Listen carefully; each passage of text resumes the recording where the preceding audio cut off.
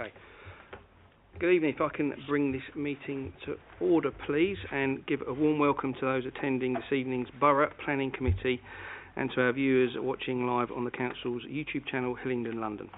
My name is Councillor Steve Tuckwell and I am the Chairman of this evening's meeting. Details of the business to be considered today are shown on the agenda, copies of which are accessible online underneath the live broadcast. For those present in the room and intending to speak this evening, please note that you will be filmed and any statements you make will be recorded and made public. A reminder to anyone speaking today that your voice will only be audible online if the microphone is switched on. In terms of fire alarms this evening, we're not expecting a fire drill or an evacuation, so if the alarm does go off, please follow officers to the fire exits and out of the building to the designated meeting points.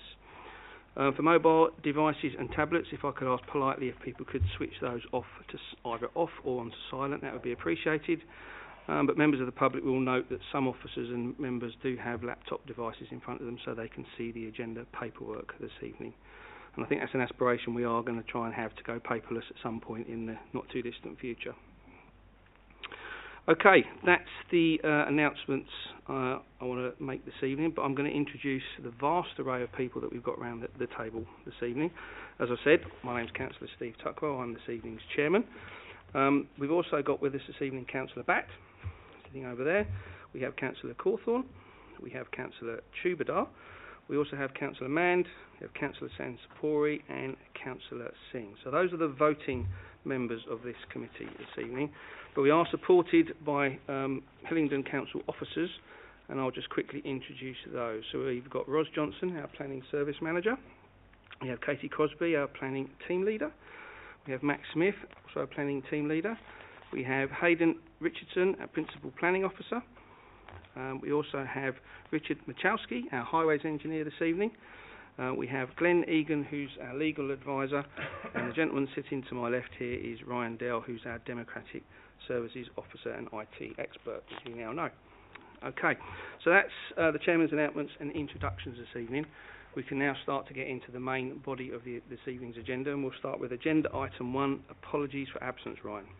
Sorry, just before we do that, we might just want to say that the item got withdrawn in case there's anyone. Oh yeah, I was going to cover that off under Item 5, but yeah, we do have an item that has been withdrawn this evening, which is Agenda Item 8. It's been withdrawn last minute, but there were some technical reasons for that. Okay, so Agenda Item 1, Ryan, apologies for absence. Thank you. We have apologies from Councillor Higgins with Councillor Cawthorne substituting, and apologies from Councillor Gohill with Councillor Batt substituting. Okay, and many thanks to Councillor Batt, Councillor Cawthorne for stepping in as substitutes this evening. You're very welcome. Agenda Item 2, Declarations of Interest in Matters coming before this committee this evening. Councillor Cawthorne. Thank you, Chairman. In respect of Item 10, I think it's fair to say I've probably predetermined myself, having sought a call in and having emailed officers on this, having heard concern, so I'll leave the room for that item. Okay. Okay, thank you very much. We've just recorded that, Councillor Cawthorne. Any other declarations of interest this evening? No? Okay. We can move on to Agenda Item 3, which is to agree the minutes of the previous meeting, which was on the 9th of March, and the minutes are on pages 1 to 10 of the agenda bundle. Can I take those minutes as agreed, please? Agreed. Okay. Note those as agreed. Thank you. Agenda Item 4 this evening is matters notified in advance or urgent, which we don't have any. And Agenda Item 5 is to confirm that all items this evening will be determined in Part 1, which is the public parts of the Council. There are no Part 2 or private items this evening. The agenda items this evening will be taken in order published, and as we've just heard, Agenda Item 8 has been withdrawn. And we do have 4 petition items this evening, so those petition items do come with some specific speaking rights that we'll manage when we get to those items. Okay, right, that means we can now get to the applications themselves. So we will move on to Agenda Item 6, which is the Brandon Lift and Tool Hire land off Hayes End Road. Hayden, you taking this away on that one? Thank you, okay. Chair. Over to you, Hayden. Okay, so Item 6 refers to Brandon Lift and Tool Hire land off of Hayes End Road. The application seeks planning permission to park and sell cars around the frontage of the site. The application is recommended for refusal, and I'll run through the refusal reasons in this presentation. The refusal reasons are also set out in the committee report. So as you can see, the site is located on the west side of Hayes End Road. To the north of the site, you've got residential properties. To the east, you've got more residential properties. To the south and to the west, you've got some commercial properties and the Uxbridge Road. In terms of constraints, to the northeast of the site, you've got the green belt and some listed and locally listed buildings. There's also a locally listed wall. Other than that, there are no notable constraints on the development site. Here's just a bird's eye view of the site. As you can see, the area is mixed use. The larger buildings are the commercial buildings and the smaller ones are the residential buildings, and the green belt is the green space in the top right hand corner. So in terms of the proposed plan, as you can see, you've got car storage at the north end of the site. You've got customer parking in front of the existing crossover or the existing access to the sites where they want customers to park. In the middle of the site, there's supposed to be more car storage for cars which will be sold. And to the southern end of the site, you've got owner and staff car parking. It should be noted that none of these car parking spaces are actually marked out, so we don't know whether cars can fit there or they can't fit there, so that's just something worth noting. Here we have an image of the site's frontage, and I'm just going to read this out because I want to be quite clear. So as you can see, cars are located around the entirety of the site's frontage. The cars blocks the site's through road and accesses. Due to their sighting, cars can't get in and out of the site in a forward gear and have to reverse onto the main road, creating a hazardous environment for residents and road users. Cars from the site have also spilled onto the road, creating a hazardous environment for local residents and road users. This finding is backed up by the increase in parking contravention notices that have been issued on the road since car sales began at the site. This is shown in the committee report. The lack of parking in the site has also led to cars being parked in resident parking spaces, leading to further parking displacement, roadside parking and highways harm. The traffic and roadside parking has also caused nuisance and disturbance to local residents and is likely to continue to do so. No parking plan or parking management plan has been submitted to show that sufficient parking space can be provided on the site for customers and staff of both Units 1 and Unit 2, as well as parking space for the vehicles being sold at the site. The application is considered to be harmful to the local highways network, and the harm to the highways network has caused harm to neighbouring amenities. For these reasons, which have been fully outlined in the committee report, the application is recommended for refusal. I'm just going to go to the final two slides to demonstrate the intensification of the site's use. So this is the site in October 2020. As you can see, it's quite clear.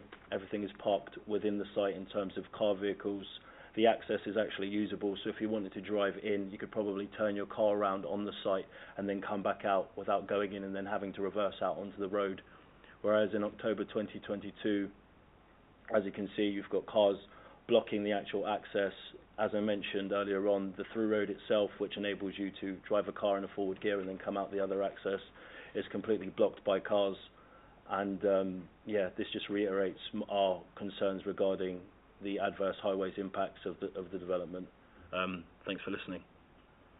Okay, thank you very much for taking us through that, Hayden. Okay, now this item does have a petition, so for people watching this evening, either here in person or online, there's a particular procedure that we have to go through, which involves speaking rights. I'd like to invite, is it Mr. Damien Gray, who's a petition organiser? If you'd like to come forward, Mr. Gray. And there's a specially set out area for you there. So before you start, I'm just going to explain the timing. So you'll see in front of me a traffic light system.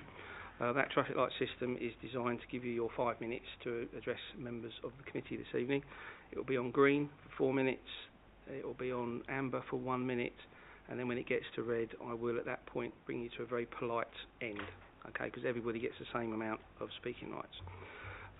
So that'll be the same for all petitions this evening, so save me repeating it.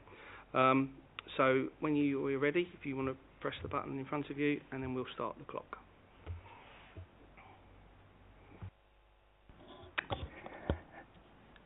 Hello, I come to you as a local resident, but also from my teaching background as a geography teacher, so I also look at the environmental impact of various projects. To me, the first thing I look at is the proposal itself. It indicates, quote, use of storing, display and selling of cars, LGV within the land of Unit 1 and 2, Hayes End Road, retrospective application.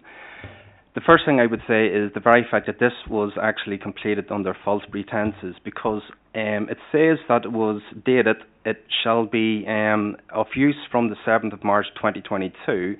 In fact, we've got photographic evidence that actually indicates that this has stemmed back to the 29th of August 2020.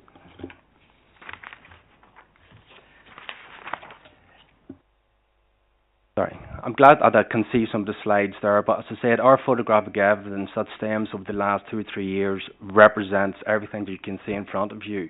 This is what we have to endure on a day-to-day basis, on a regular basis. It also indicates an application form to protect most people from being seriously annoyed during the scheme. Most London councils are trying to identify potential active travel schemes across the country.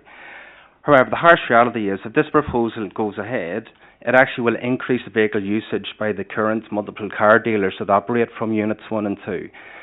And also, the internal warehouses are also used by alternative businesses. These also create potential fire hazards. On a regular basis, during the daytime, especially at night time, large articulated lorries would actually park on the main road itself because they're far too large to actually drive into the forecourt.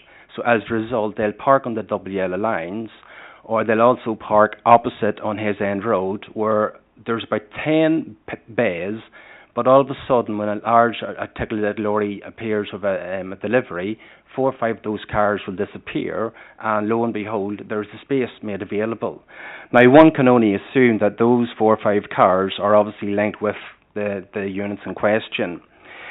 The other problem is some of these deliveries can last between 60 to 90 minutes, and you can assume that the large volume of traffic creates a bottleneck. This also creates noise and air pollution along His End Road, which in itself is a T-junction of the main artery of the Uxbridge Road. This proposal, if it goes ahead, will obviously have a negative impact upon the health of all children because of an increase in the air pollution particles in the proposed development. As is already said, the proposed application will also generate, it already does generate a bottleneck in terms of traffic. And this doesn't help matters because, as you can clearly see, all you can see from that photograph is the cars that are linked with the warehouse. If you were to look at photographs from behind the warehouse, there is at least 100 vehicles on site at any one given time. Now, as a result of that, there is obviously leakage that leaks into the residential areas next door. That has come at a cost to gardens, to furniture as well.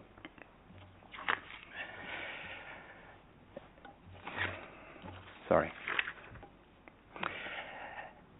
Despite double yellow lines being present, this has also created major issues with emergency services. Again, photographic evidence shows on the 23rd of July 2022 at 2 p.m, an ambulance was stuck behind 3 vehicles on the double yellow lines for 7 minutes.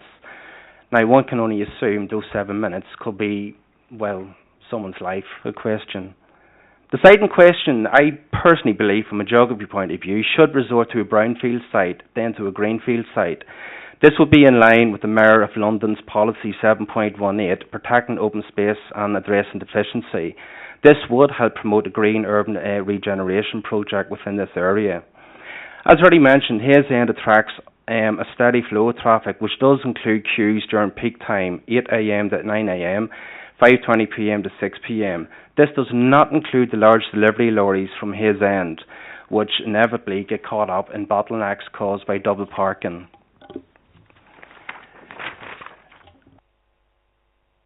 If this is given the green light, then you're merely rubber stamping what already is happening within the area. Cars associated with both of these units go as far as the end of His End Road. They also park along Newport Road. Now, behind Newport Road is 2 emergency gates, which is separating where we live. In the last year, 4 emergency padlocks have been broken off, and as a result, I'm going to have to bring you to a very polite conclusion. No problem. At that point, but all is not lost. Yeah. Because members get the opportunity to ask you questions now. Oh, yeah, okay. Yeah. So.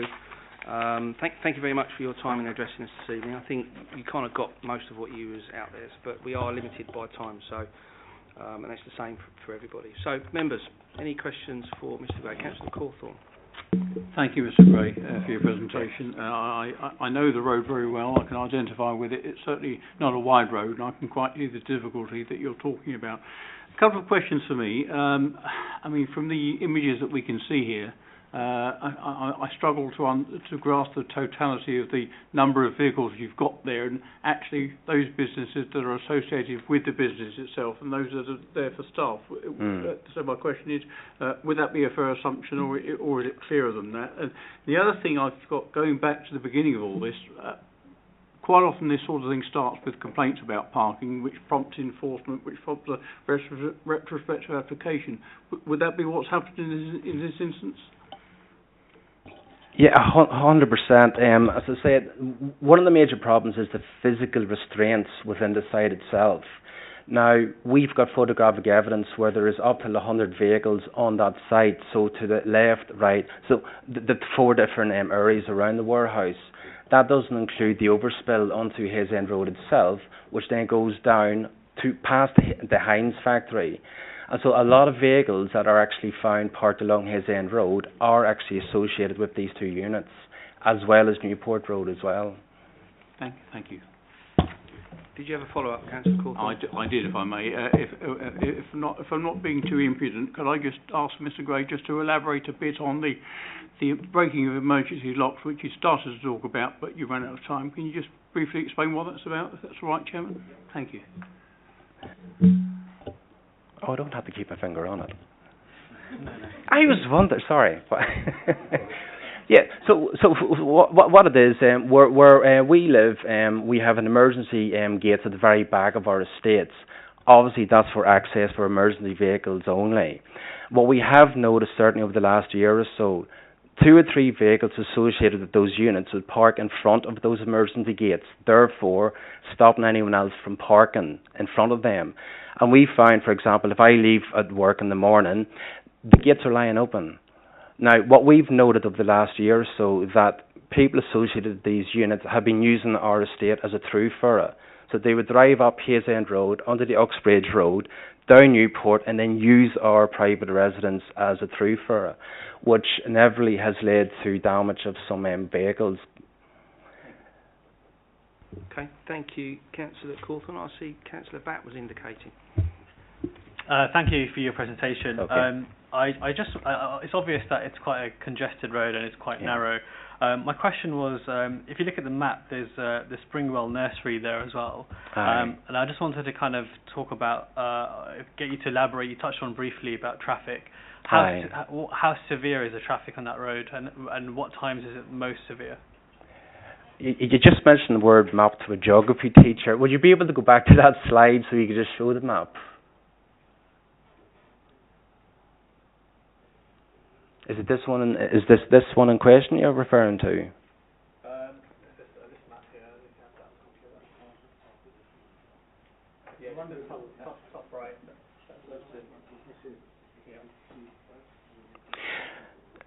And so you can obviously see the 2 units are represented by the purple key. The nursery is directly opposite that there, and directly opposite the units is also the listed wall, which has come under increased strain because of the increased volume of traffic along the road. I've spoken to my neighbours for obvious reasons. I'm the lead petitioner, and they have noted that sometimes vehicles would park into the private entrance of the nursery, and people would be taking photographs of the vehicles to then sell onwards. That has unfortunately led to some conflicts, as you could well imagine, because people are setting foot on the private property. The vehicles themselves are directly having some type of impact in terms of the listed wall. And I can show you my phone now. We just had another incident yesterday where 2 or 3 vehicles were working the double yellow lines. There was an articulated lorry parked there for 15 minutes. Traffic could not flow. And if we think of the knock-on effects that has on a day-to-day basis, we're key workers. We're trying to do our bit for society. And then we have this type of thing happening. And at the end of the day, we are talking about emergency services, fire brigade, the police, the ambulance. God forbid something happens because of double parking and double yellow lines. Thank you, Councillor Batt. Any other questions from members? No. Well, if you can turn your microphone off now, Mr. Great. Thank you. Thank you very much for addressing the committee this evening. You can return to your seat and we'll move on to the next part of the process. Thank you. Okay, right, so we've heard from the lead petitioner. I'd now like to invite the applicant or agent to address the committee, and I believe that's Mr. Ravinder Gulati. Is that right? And I've got attending with one other person. Well, I've got a Mr. Moulin Shah. Is that correct?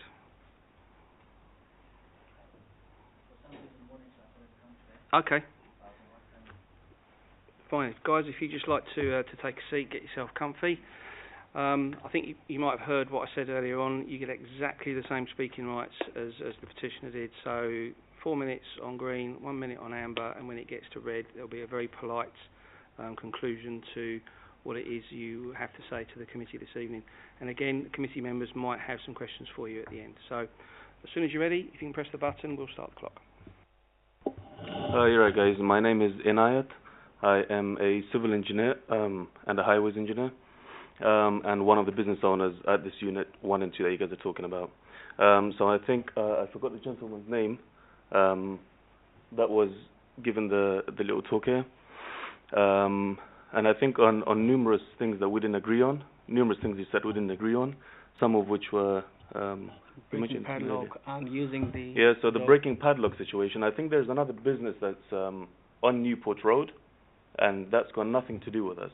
So I think it's there's multiple businesses there, and they try to use the access and their own vehicles to park there. The place that we're using in Unit 1 and 2 cannot accommodate merely 40 cars. Okay, not even 40 cars. You can count at any one time. There's not even 40 cars there. There was another point you mentioned earlier. All that go through the people using cars from Newport Road to come through here, that's the Elevable Lounge. That's a shisha lounge there. It's their customers, nothing to do with us. And we have nothing to do with Newport Road. Our business is on Hayes End Road, access, exit, everything's there. We've got nothing there. Behind us, there's another building. We have no access. We've got nothing to do on Newport Road. So we have nothing. Yeah, so one more thing I'd like to touch on. Sorry, I came very unprepared for this because I was called last minute to this. I had no idea that this was even happening today.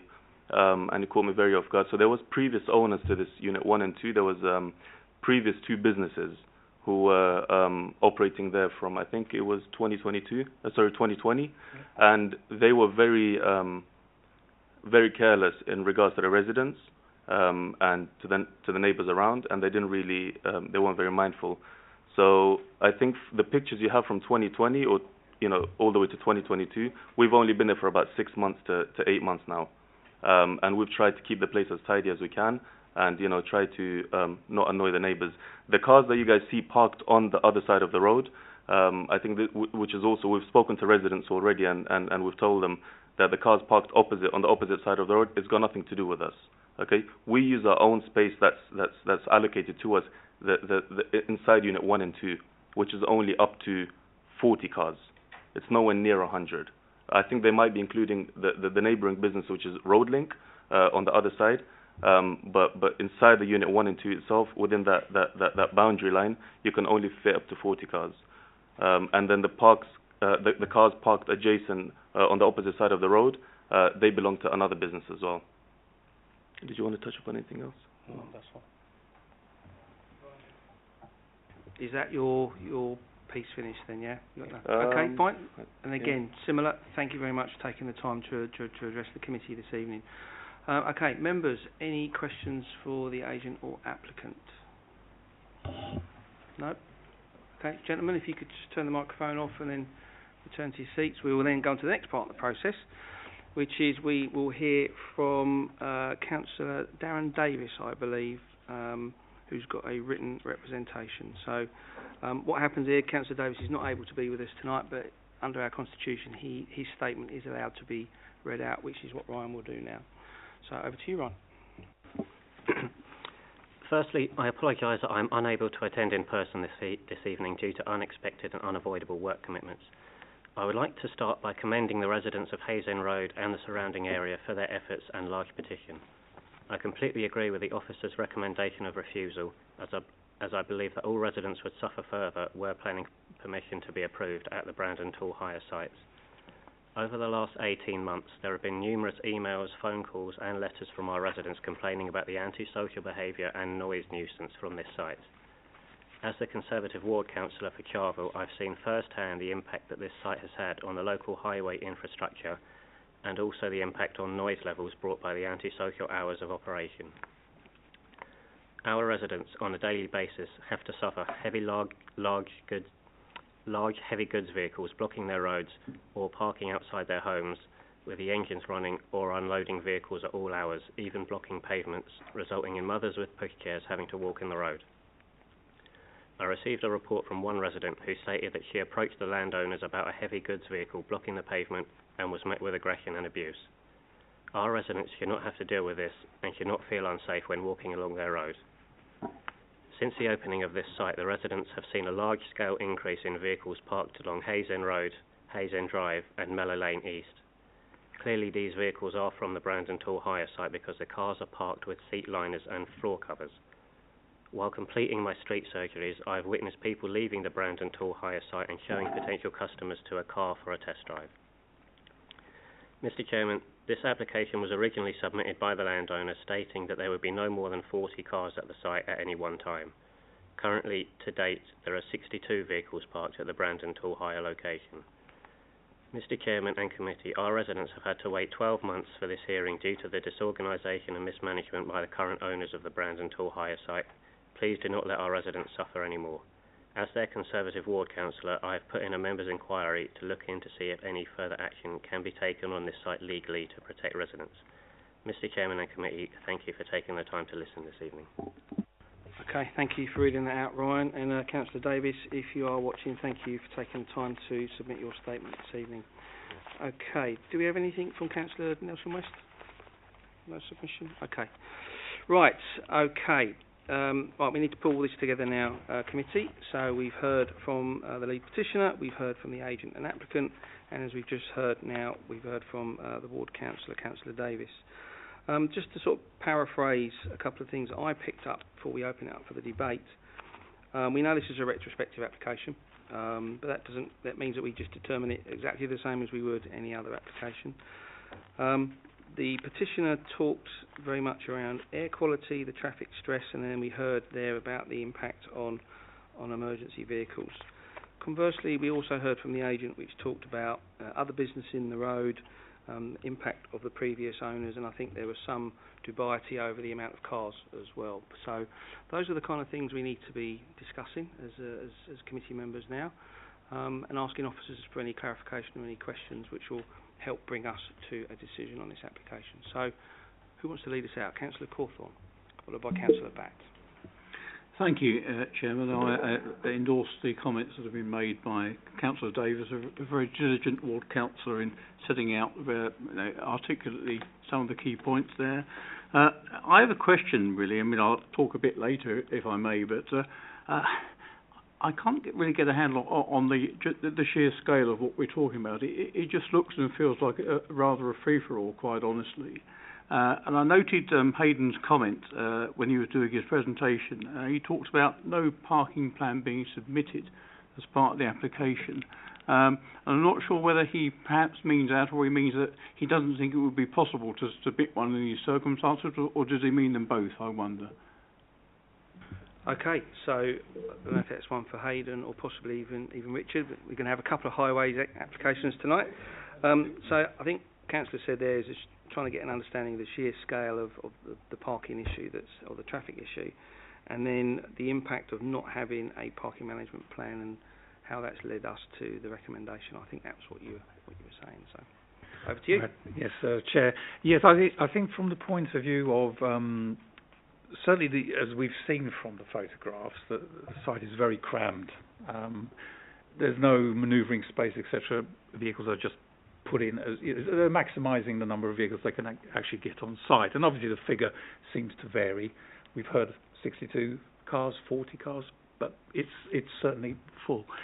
Now, what we would expect normally, if we were going to consider going forward on this one way or the other, from the highway perspective would be to have some sort of organised submitted parking management plan, whereas cars would be arranged in a regimented format, which arguably would probably reduce the actual capacity on site for the number of vehicles that the applicant can actually have.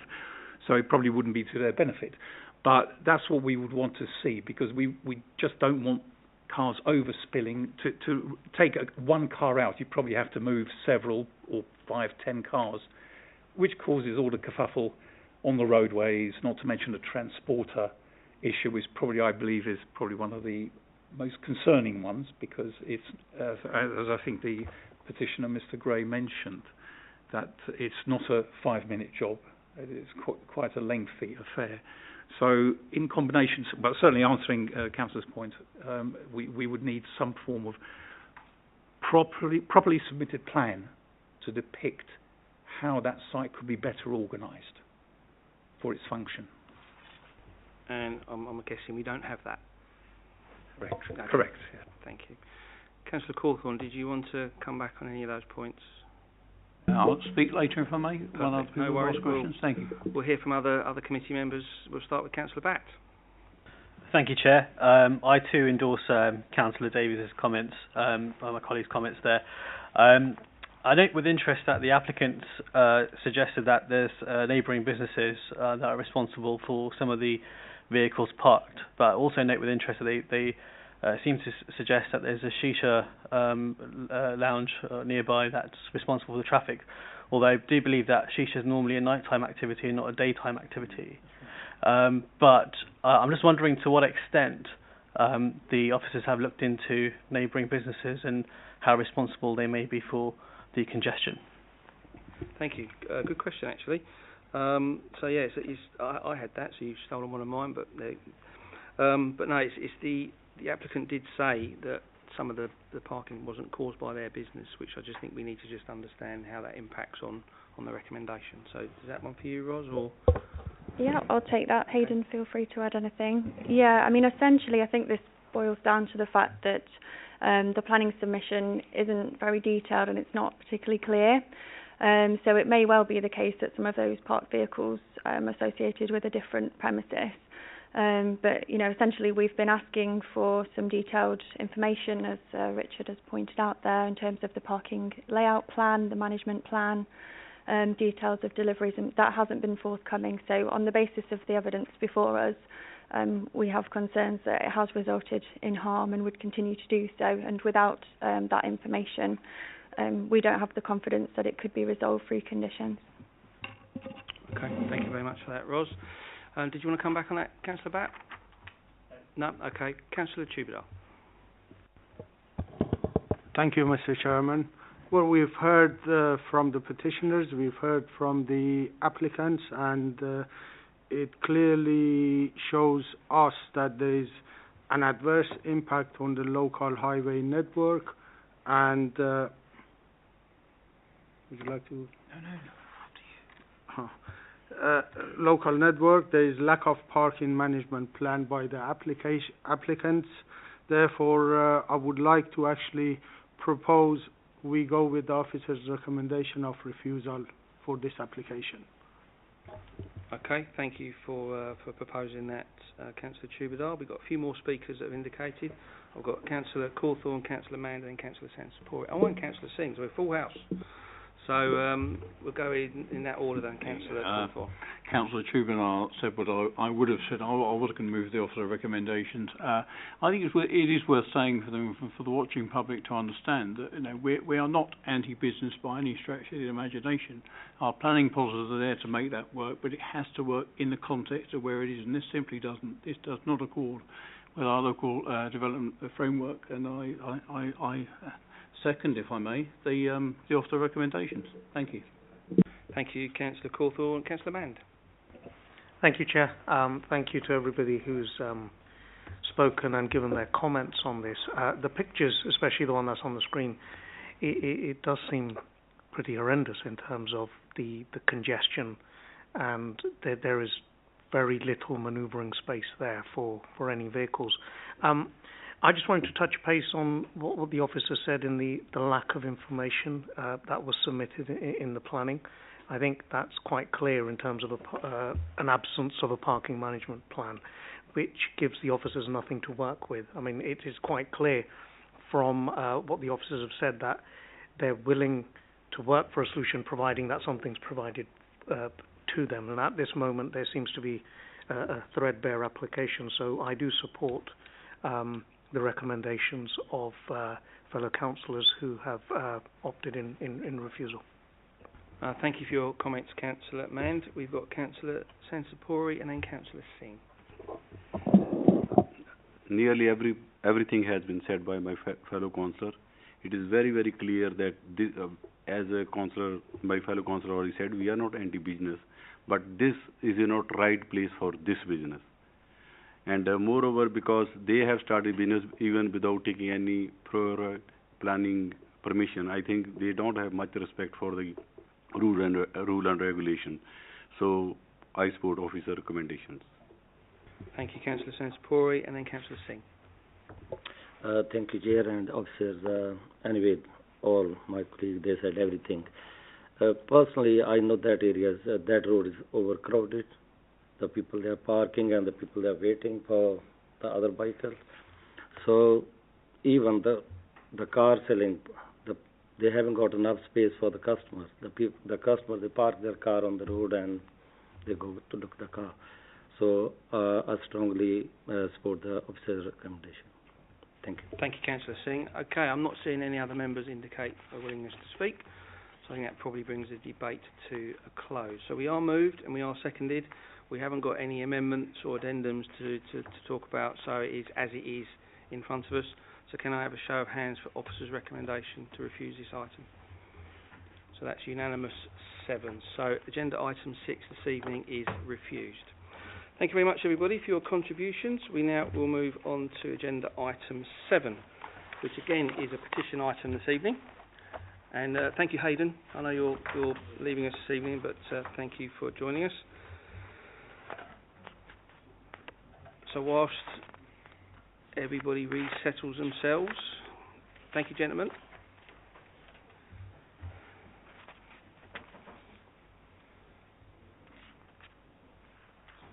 Right, so we'll just let the room settle itself for a moment or two. We will move on to agenda item 7, which is our second petition item this evening, which is for Hillingdon House. So is that for you, Katie? It Over is. to you. Thank you, Chair. Item 7 is a proposal at Hillingdon House. It's a retrospective application which seeks to retain the use of the ground floor as a banqueting suite with ancillary facilities at the basement level for private civil ceremonies, weddings and parties. The application itself is only for the material change of use of the building. No details of the operational development have been submitted for this listed building. The consented use of the building is for 600 square metres of floor area on the ground floor to be a restaurant and the remaining floor space on the ground first and second floors to be offices. This consent is part of a much wider planning permission that covers all of the St Andrews Park development. So if we see the location plan, Hillingdon House is a Grade 2 listed building located on the eastern side of St Andrews Park, and as can be seen on this location plan, it's to the west of Dowding Park with the river Pin running through a copse of mature trees. To the north of the site are residential properties with Patridge Close and further residences on Bowling Close to the east and southeast. The location plan shows the red line site boundary around Hillingdon House and its curtilage and a car park to the south, which also forms part of the application site. So this car park can accommodate up to 40 vehicles, and in addition 6 parking spaces are located to the eastern side of the building for disabled visitors and 4 unmarked spaces. So in total, the maximum capacity for car parking is 50 spaces within the site. So the site itself is accessed from Wren Avenue, which is a private unadopted road. So this is the constraints plan. So in terms of site designations, we've noted that it's a Grade 2 listed building. As you can see on this image, it's also adjacent to a designated green belt, and the existing car park itself is located within the green belt. this bird's eye view plan, the aerial image provides an overview of the character of the wider area. You've got the aforementioned residences to the north and east and southeast, and the remaining surrounds are verdant parkland. These are photos of Hillingdon, the exterior of Hillingdon House. You can see the banks of the River Pin in the foreground. Okay, in terms of the floor plans, these two images, so we've got the basement floor plan and the ground floor plan. They show the extent of the area that's being used for banqueting, or as a banqueting suite, and this amounts to approximately 636.9 square metres of floor area. The submission advises that the ground floor can accommodate a maximum of 200 people, but that maximum number of people rarely exceeds 150. The number of events held at the site is 4 in a typical week, which consists primarily of weddings, civil marriages and banqueting on the ground floor. Okay, so in terms of the principle of the use, the siting of a main town centre use outside of the designated town centre is acceptable. This is because the building is already consented in part for a main town centre use, specifically the restaurant on the ground floor. In addition, heritage policies actively encourage the reuse and regeneration of heritage assets to bring them back into a sustainable use. A transport statement and parking surveys of the car park during 2 separate events in December 2021 were submitted in support of the application. These events comprised of 120 and 160 guests respectively. The Council's Highways Officer has assessed this data and is satisfied that there is adequate off-street car park and roadway capacity to cater for this level of attendance. This, however, would be contingent on conditions limiting patronage to a maximum of 160 attendees at any given time and a restriction on hours of operation to ensure that events conclude at an appropriate time. These limitations would also seek to abate in part the overall noise nuisance during events that can come from patron numbers and associated vehicular activity, which, for example, is the sounding of car horns or engines. If the application was recommended for approval, these conditions would have been included. The key concern raised by planning officers is, and the reason for refusal, is the impact on residential amenity in terms of noise and odour from the use of the building itself. A noise and odour assessment has been submitted in support of the application. This assessment recommends physical measures to be implemented to Hillingdon House to mitigate the impacts on neighbouring amenity. The Council's noise and odour specialist has raised no objection on amenity grounds, subject to a condition to abate both the noise and odour pollution, but this would require the implementation of measures, including physical measures to the building itself. Given that this is a Grade 2 listed building, planning officers and the Council's Heritage Officer need to assess the details of these measures to determine the impact on the listed building and whether separate listed building consent would be required. These details have been requested but haven't been provided. Therefore, it's not possible to determine if the measures required to mitigate the harm is, or indeed whether they could be approved through the discharge of planning conditions or would require separate listed building consent. So without the ability to attach appropriate and necessary conditions, the scheme would have a detrimental impact on the residential amenity of neighbouring occupiers, and therefore the application is recommended for refusal, as stated in Section 2 of the committee report. Thanks. Okay, thank you for taking us through that, Katie. So, again, second petition item of the evening, so we do have to go through a similar process to the previous item, and I haven't got a name here, but who's the lead petitioner for... Is that you? Okay, if you'd like to come forward. It says that you might be having someone with you, but you're on your own this evening, yeah? Okay, that's fine. Yeah. Okay, I'll let you just get yourself orientated there. So, I think you were here for the last application, so you kind of know you've got your 5 minutes. That includes any images or video that you're going to be sharing with us. So that's included in that 5 minutes. But I think we've already got that set up, haven't we, Ryan? So we've got that set up. So there may be some questions afterwards. So you know, don't be too daunted by that. But there might be some questions afterwards. So when you're ready, you can press your button and we'll start the clock.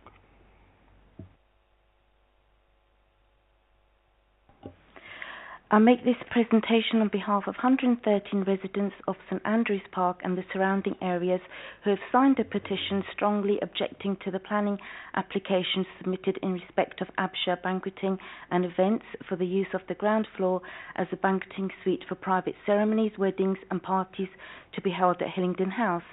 The Council's website states to apply for permission to hold civil ceremonies or weddings, you must be the proprietor or a trustee of the premises. As the tenant, the applicant is neither. The aspect of the application will need to be determined as a preliminary issue. The venue currently has planning permission for an A-class A3 restaurant or cafe use only.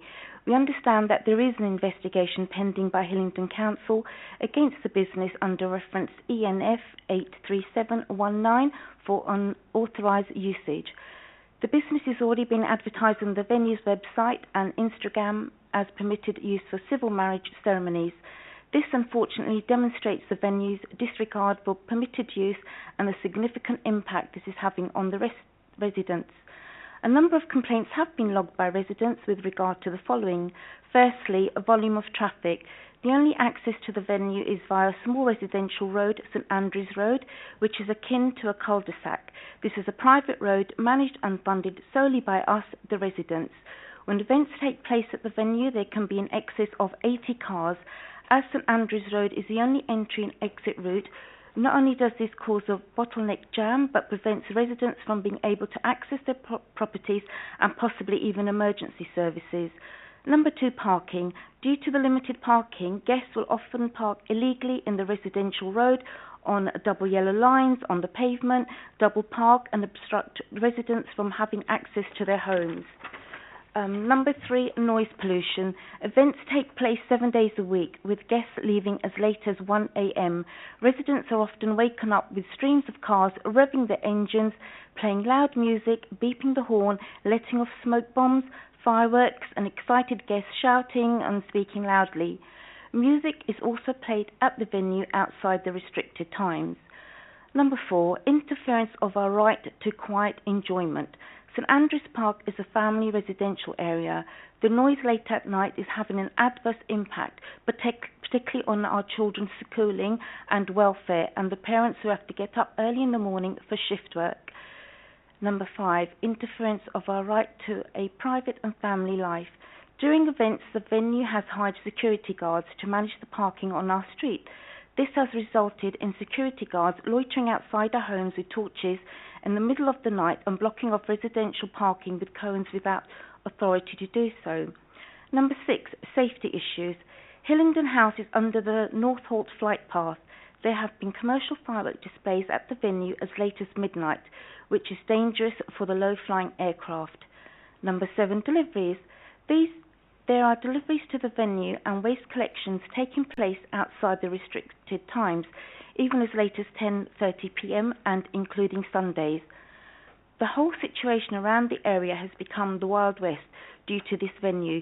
Photographic and video evidence has been provided illustrating the chaos, disruption and nuisance already caused. If the use of the premises is expanded, the problems highlighted above will only get worse, particularly in relation to parking and noise. There is only limited capacity for parking, and change in use will result in greater noise and significant disruption for the residents.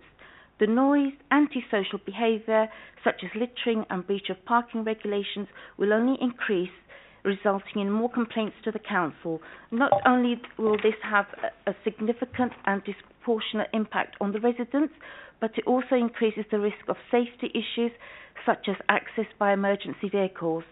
When we purchased our properties off plan, we were informed the venue would consist of offices and a restaurant cafe only. We were told it would be for weddings. If we were told it would be for weddings and parties, the majority would not have purchased their properties. The proposed change in venue is simply not suitable for a quiet residential road. The council strategy was updated in November 2022 to continue to put residents first, to safeguard the neighbourhood and the well-being of your residents. Therefore, the application must be refused. Thank you.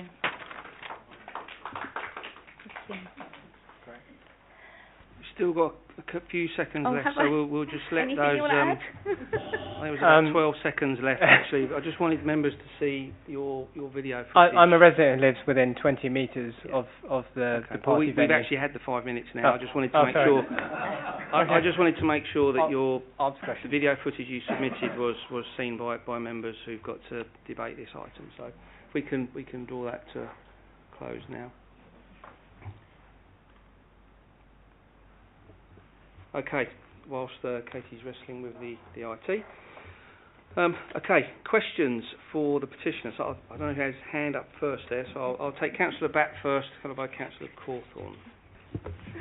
Thank you for your presentation. I think with having a look at your photos, I think cultural context is quite important here. And I'm just wondering, is it predominantly sort of Asian weddings that take place here? So in terms of noise, is it sort of the sound of the doll, the loud music and that kind of stuff from when the groom enters, if you like? That's the first part of the question. The second part of it is, how severe is the traffic caused in that particular road? Can you just elaborate on that? Everyone enters and exits at the same time. So basically you'll have a stream of cars, and there'll be horning, there'll be shouting, music blaring, they're all excited. So it's just right in front of my house along St Andrews Road, there'll be a whole stream of cars backing all the way to Hillingdon House, trying to get out onto Vine Lane. So the traffic is really bad, and it's shocking really, even like during the night when they leave as late as 1 a.m. The lights are all blaring and they're shouting out of the cars. Just for context, if you go back to the map, the road that leads to the park only has pedestrian access only on one side, and the cars all park on that side, blocking the pedestrian access to the park. So when I go for a walk with my family and my young children, we often have to walk in the road, endangering ourselves as well. But to answer your question, yes, it's predominantly Asian wedding, and I'm sure a lot of councillors have been to Asian wedding. They're certainly not quiet events. I live within 20 metres, and you can literally hear a conversation happening outside, let alone screaming and shouting, car horns, etc., disturbing us late at night. Again, because they're new build homes, they're not as solid as the old homes, so we can hear everything. Okay, thank you for that. Thank you, Councillor Batt. Councillor Cawthorne. Thank you. I think you've more or less answered what I was going to ask. Just for clarity then, I think you said there's just one road giving vehicular access to the site. Is that right? Is it what? I think you said it was a narrow road as well. Can you just clarify what was you were saying on that, please? Yeah, it's just the one road that leads up to Hillingdon House. So that's the only entrance they can come through. Vine Lane is very narrow as well, because I think the residents there are being disrupted as well. So they come down Vine Lane, then come on to St Andrews Road. It's just a one-way route for entry and exit. Okay, thank you, Councillor Cawthorne. Councillor Mand. Thank you for your time today. I have a question in regards to, obviously this is a retrospective planning, so it's quite clear from the videos and the evidence that weddings are actually happening. Do we have a time frame, just for my understanding, a rough time frame of how long this has been going on for? About 3 years, yeah, since 2019. Yeah. Okay. Did you have a follow-up there, Councillor? Or no? No. I'm not seeing any other members indicating. So, again, on behalf of the committee this evening, thank you very much for addressing us. If you can just turn your microphone off, then you can return to your seat and we'll move on to the next speaker.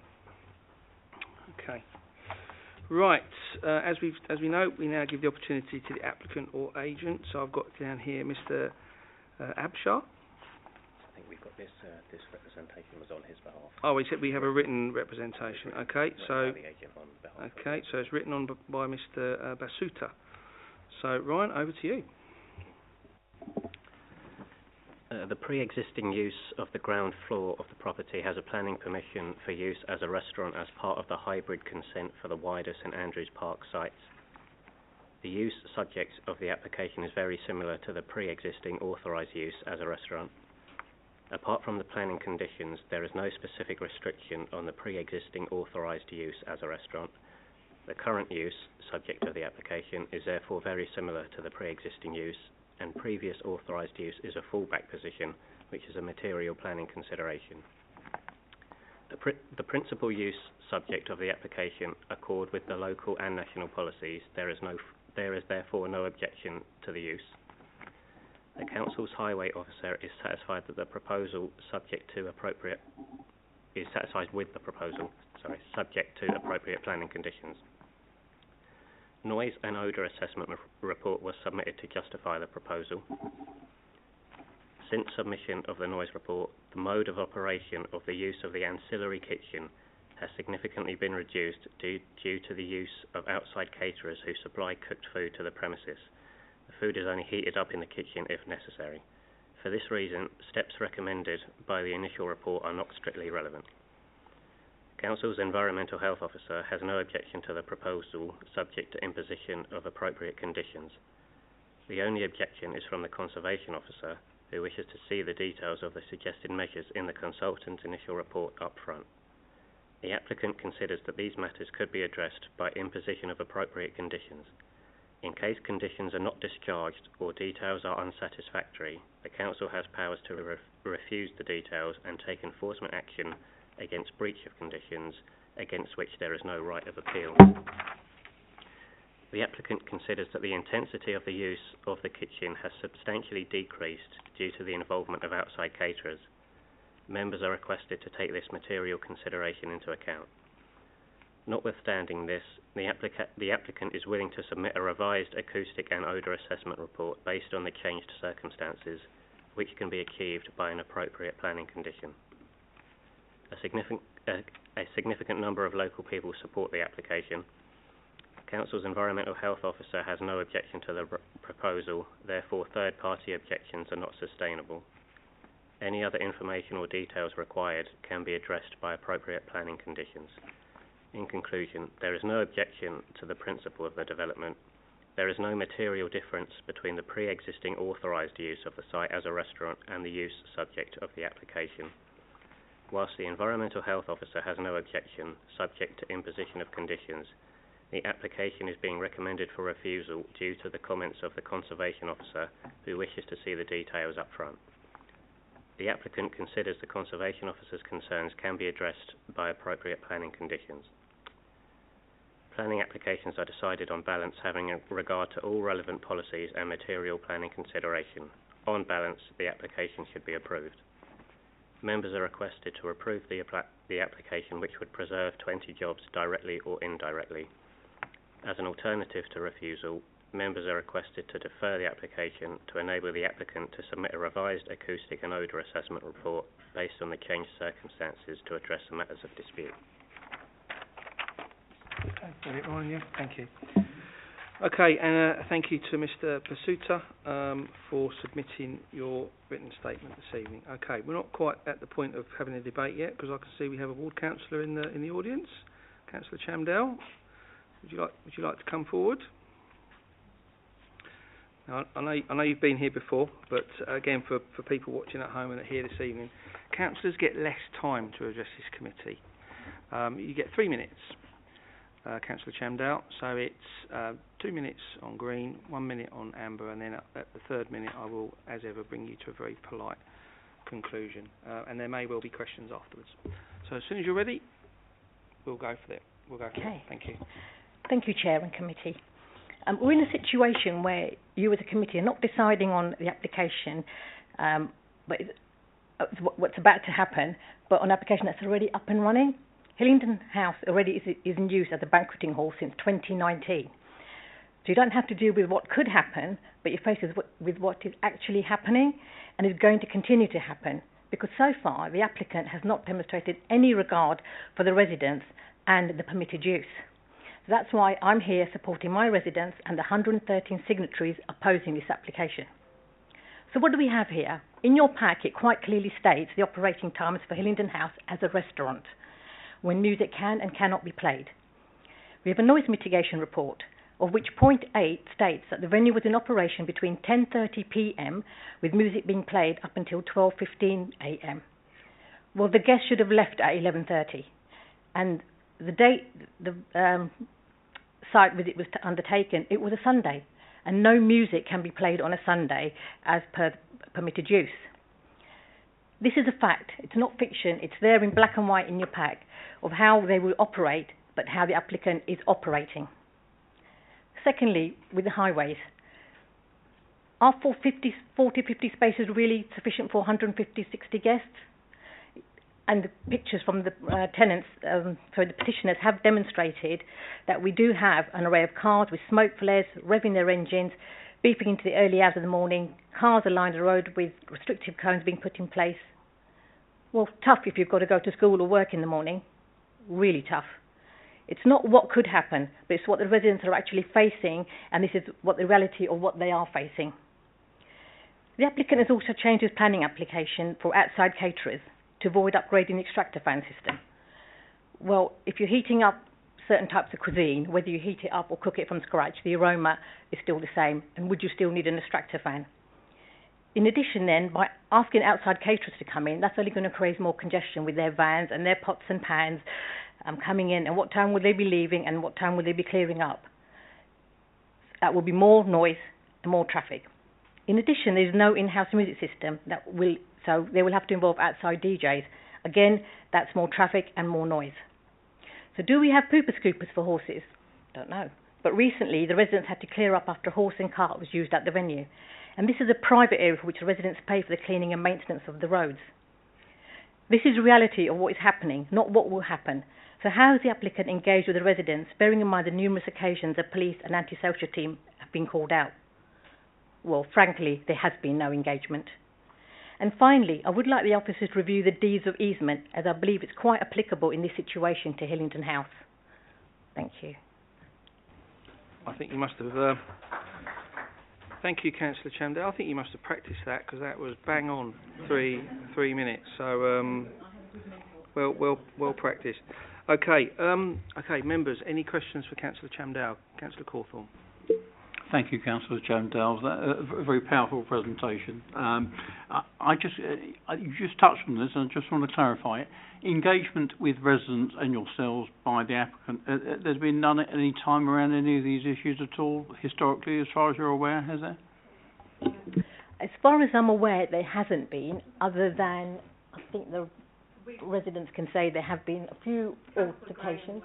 Councillor Graham. Yeah, we can only have questions from the councillor at this stage. So I believe it was. I think we get a feel. Graham. We get a feel for that. Okay. That's all. Thank you. Any other questions for Councillor Chamdale? No. Okay. Thank you very much for addressing us this evening. You may return to your seats, and the committee can now deliberate after they've heard everything this evening. So again, just to quickly paraphrase, we've heard from the petitioners this evening. Thank you very much for that. We've heard from the agent and applicant. Again, thank you very much for your comments there. And we've just heard from Councillor Chamdale as well. So a few points there. We know it's already approved restaurant usage. The residents making big issue of the number of complaints, the impact of having 80 cars, just the general highways impact and traffic impact. The agent makes reference to the fact that it is already approved as a restaurant. And he's also talking about a resubmission of the impact on the Grade 2 listed building. So those are the issues we need to be picking up. And I can see that we've got Councillor Cawthorne, followed by Councillor Batt, and then Councillor Singh. Thank you very much. I don't disagree with the officer recommendations at all. Although I can't help thinking, given all we've heard, that they're somewhat light and somewhat weak, given the extent of the issues that we're hearing about. And it just seems to me that when I look at the recommendation, the non-standard reason for refusal, residential amenity, undoubtedly that's an issue, no doubt at all. But I really wonder, given what we're hearing about highways, the extent of congestion, build-up, traffic, noise, parking, emergency vehicles having difficulty with access. I wonder how bad that problem has to be before officers feel able to have a recommendation for refusal around highways and traffic-related matters. Well, it just strikes me, and I'm interested to hear what the officers say about that. But it does seem to me that there really is a case for strengthening the grounds for refusal here. Quite honestly, we only get one chance to do this, and if we don't take this opportunity now, then you could argue that what we are actually refusing it for could be dealt with at some point in the future by conditions or reapplication. I just feel that we need to be as strong as we can on this. So I would pose that question for now. Thank you. Okay. I think we're going to let Richard come in on that one, but there might be a point where we ask Glenn to just give us a legal view, because obviously any imposition of conditions, they need to be reasonable and enforceable. But I'm sure we'll have that debate. Thanks for posing that issue. So, Richard, do you want to pick up the point made by Councillor Cawthorne? Yes, thank you, Chair. Well, from the Highway Authority side, there's certainly no denial that there is activity there, as the residents have clearly depicted, so there is no argument there. But again, from the authority side, the Highway Authority side, we have to really see how well we could defend a refusal reason strictly on highway grounds, or in addition to what we already have, to ensure that we have some scope of actually winning an appeal. Now, the problem is here, if we could put a highway objection in, but certainly if it was just done that way, what the certainly from experience, what the planning inspectorate would do would be to look at the situation and obviously refer to the National Planning Policy Framework to see how severe the impacts are and what evidence has been provided. And one of the factors the inspector would look at is, well, okay, it's not an ideal situation, but what can we put in place to lessen the impacts on the local community? And certainly predicting to a point what could happen is that, and it's quite very highly likely that the inspector would say, well, okay, it's not ideal, but what we need to do is to cap the numbers, have a watershed period of 11 o'clock. That's it. You can't entertain after that period, and take it from there. And that's really the way. Certainly, the Highway Authority believe the inspector would go. Certainly, if it was left to be unfettered, finishing at 1 o'clock, 2 o'clock in the morning, with 200 plus guests being squeezed into the property, well, I think we could comfortably refuse it. But we believe we would be preempting the inspector's decision here by having a condition capping numbers and limiting the opening time or operational time, if that helps. Did you want to come back on that, Councillor Cawthorne? I've got a question on that. Yeah, I have a question on that. I suppose in attempt we preempt decision making anyway by virtue of the decisions we make on this committee, and it's up to the inspector what they make of it. I respect the response, and be that as it may, I'm still not convinced about the need not to put this forward. But I'll listen to see how the debate goes, I would suggest. Just a supplementary question, though. Talking about limiting the hours of operation, finishing at 11, have we got that as a fallback position if that eventually came to pass, or are we simply saying just by refusing it for this one reason, residential amenity, everything else goes? Can I just have some clarity about that, please? Do you want to pick that one up, Ross? Yeah. Thank you, Chairman. Yeah, if we were able to address the particular points of concern in the recommended refusal reason, we would certainly be recommending a whole raft of planning conditions. So firstly, in terms of the hours of use, things like control of music, I would expect a parking management plan, a limit on number of guests. There would be, quite a number. So it wouldn't just be that it would be uncontrolled. And I think that's important to note, because obviously we've heard about residents' concerns about how it has been operating, but that has been operating as an uncontrolled use. So I think just to sort of explain where officers have reached in terms of the noise and disturbance, we're not satisfied in terms of considering the noise emanating from the building itself, because as you've heard, we need some further details around that. But we do feel that with controls that we could impose, the noise and disturbance from the traffic arriving could be controlled to a point where it would be acceptable. And in reaching that conclusion, we've had regard to the lawful use as a restaurant and also to the comments from our noise officer. Yeah, thanks. Okay. You may come back. May I? I'm taking all kinds of liberties. Final question. Having heard all that, were we still minded to move an additional reason for refusal? What's the worst that can happen? Would the planning inspector say, well, actually, Hillingdon, I agree with the residential amenity one, but I just don't agree with the parking one, or could it undermine the appeal as a whole, were they to appeal? Can I just be clear on that, please? Yeah, good question. Yeah, so essentially, if we are not able to robustly defend the highways reason, and it's deemed, if you're putting forward a highways reason for refusal, if that was deemed as an unreasonable ground for refusal, we could be at risk of a cost award against the council. So that's the first thing, importantly to note. I did think it might be worth me just referring to a particular paragraph in the MPPF, which is relevant to refusing applications on highway grounds. Just bear with me, I'm just going to find it.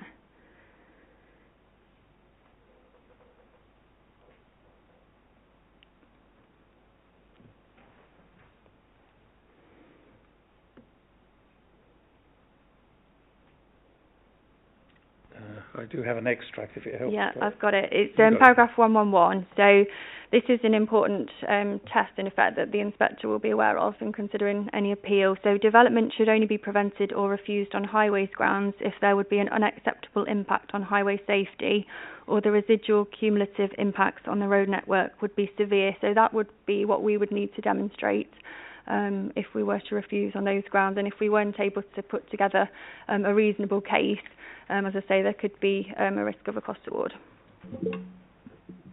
Okay, there's a bit to be. I'm sure you'll come back at another time. So we've got a couple of other councillors who have indicated, Councillor Batt and Councillor Singh. Councillor Batt. Thank you, Chair. I do agree with the officer's recommendations, and I also concur with my colleague, Councillor Cawthorne, on strengthening the refusal here. And I do feel that this is a case where there is an unacceptable impact, possibly on highway safety. I do believe that increasing traffic and highway safety are even greater material considerations for the committee to consider. At full capacity, the banqueting suite is 200 people. That's 50 spaces is just simply not enough when you consider guests, staff, external suppliers, caterers, DJs, decorators, and when considering Asian weddings, and cultural context is important here. I can tell you from my own experience that there will be a lot of external suppliers. And when you consider sort of possibly looking at considerations on operational time, noise, traffic is still going to be an issue at any time. And I'm wondering if the officers have taken these factors into account when considering both parking space and traffic. Okay, thank you, Councillor. I think it's probably going to be a double act between Ros and Richard here. So I can see, Richard, you're going to let you... Yes, Chair, thank you. Well, certainly, it's a very fair point. Certainly, at the moment, at full capacity, I think the council has possibly assumed that you would have people, just single people coming in one car. Now, it is quite statistically, you will get families coming, obviously car sharing, etc., some taxi use.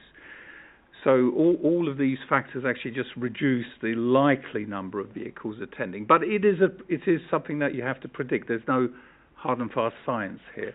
But certainly, if you have 150 guests or 160 guests, you're not going to have 160 cars. It's proportionally less because of the other sort of modal share that you have travelling to the event. So that does reduce. But clearly there is activity, and we can't deny that there is.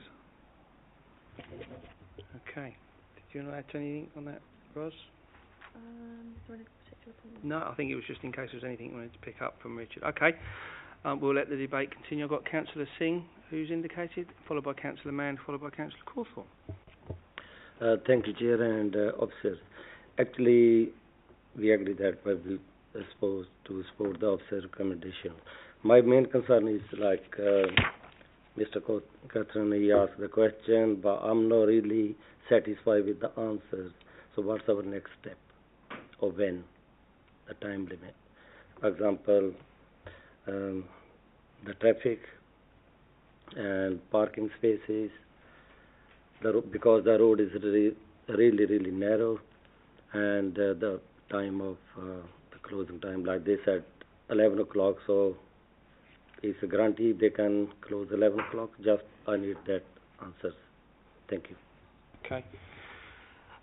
Who wants to pick up the points there? What's the next step? I think that's probably one for us as a committee to debate, but is there any feedback from officers on the points made by Councillor Singh there?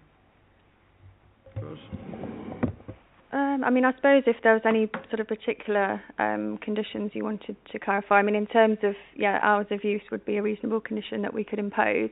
I think what's kind of difficult here is that clearly it has been operating without the planning permission, so that puts a seed of doubt in people's mind about whether conditions would be complied with. But to be clear, in terms of our decision making, we need to assume that conditions would be complied with. So it wouldn't be a ground to refuse just because there has been non-compliance with planning to date. So that's an important point.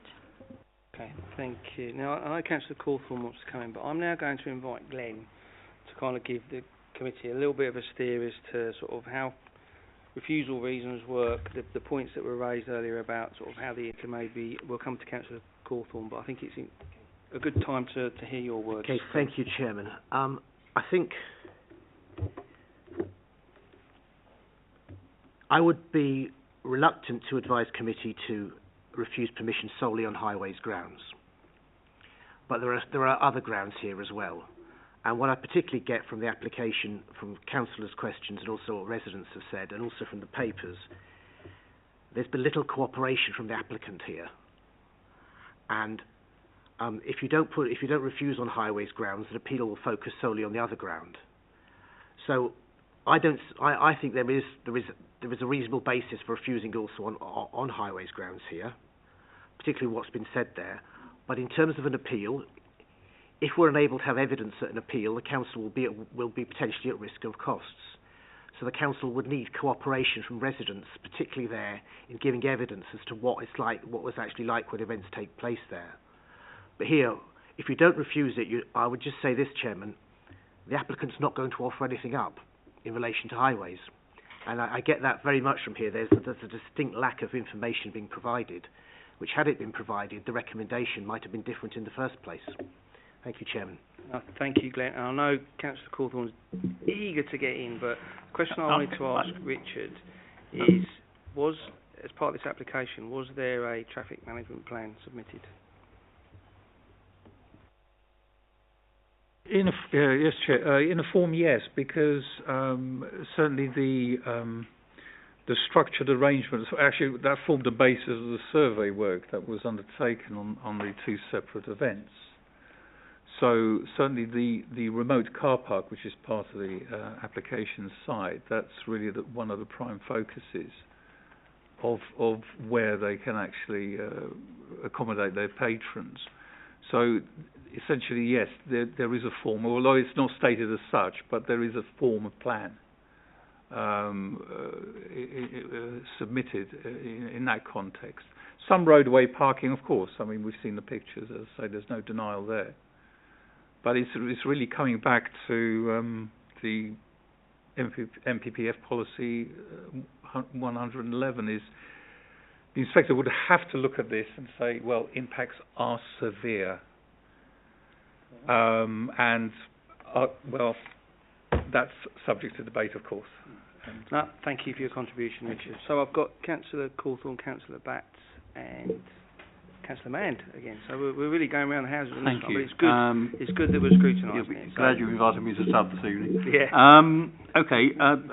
couple of observations. I wasn't, just for clarity, I was not suggesting we refuse on highways grounds alone. I wasn't suggesting that at all. I was suggesting that was an additional ground for refusal over and above the one that's down already for residential amenity.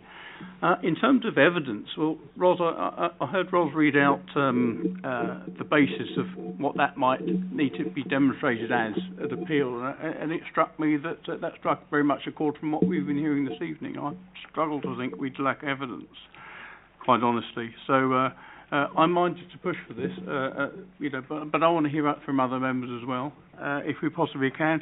And if we're really struggling, dare I say a site visit? But look, if that hasn't got legs as an idea, I'm just floating it for debate. That's all. Okay. No, thank you. And I think before we go on to Councillor Batt, I'm sensing the mood music from members is that we should be adding another highways condition, but we haven't played the debate out yet. I know officers are sort of like trying their best to figure out how we can sufficiently make that have water, hold water as we go forward. So, Councillor Batt. Yeah, so I'm obviously new to the planning committee, but I also feel that perhaps a site visit during the time when there's a event going on, I don't know if this still happens, could be quite useful in terms of as far as evidence goes.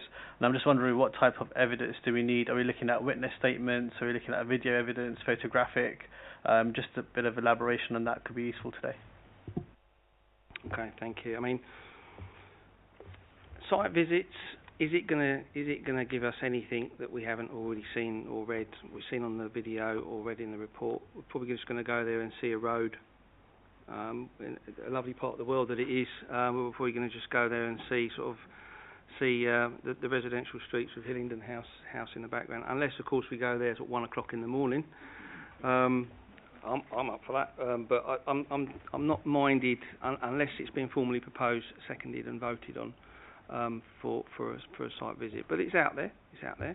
I'm just losing track. Did you indicate, Councillor Tubert? I think Councillor Mann, but I think you indicated first, Councillor Mann. So over to you.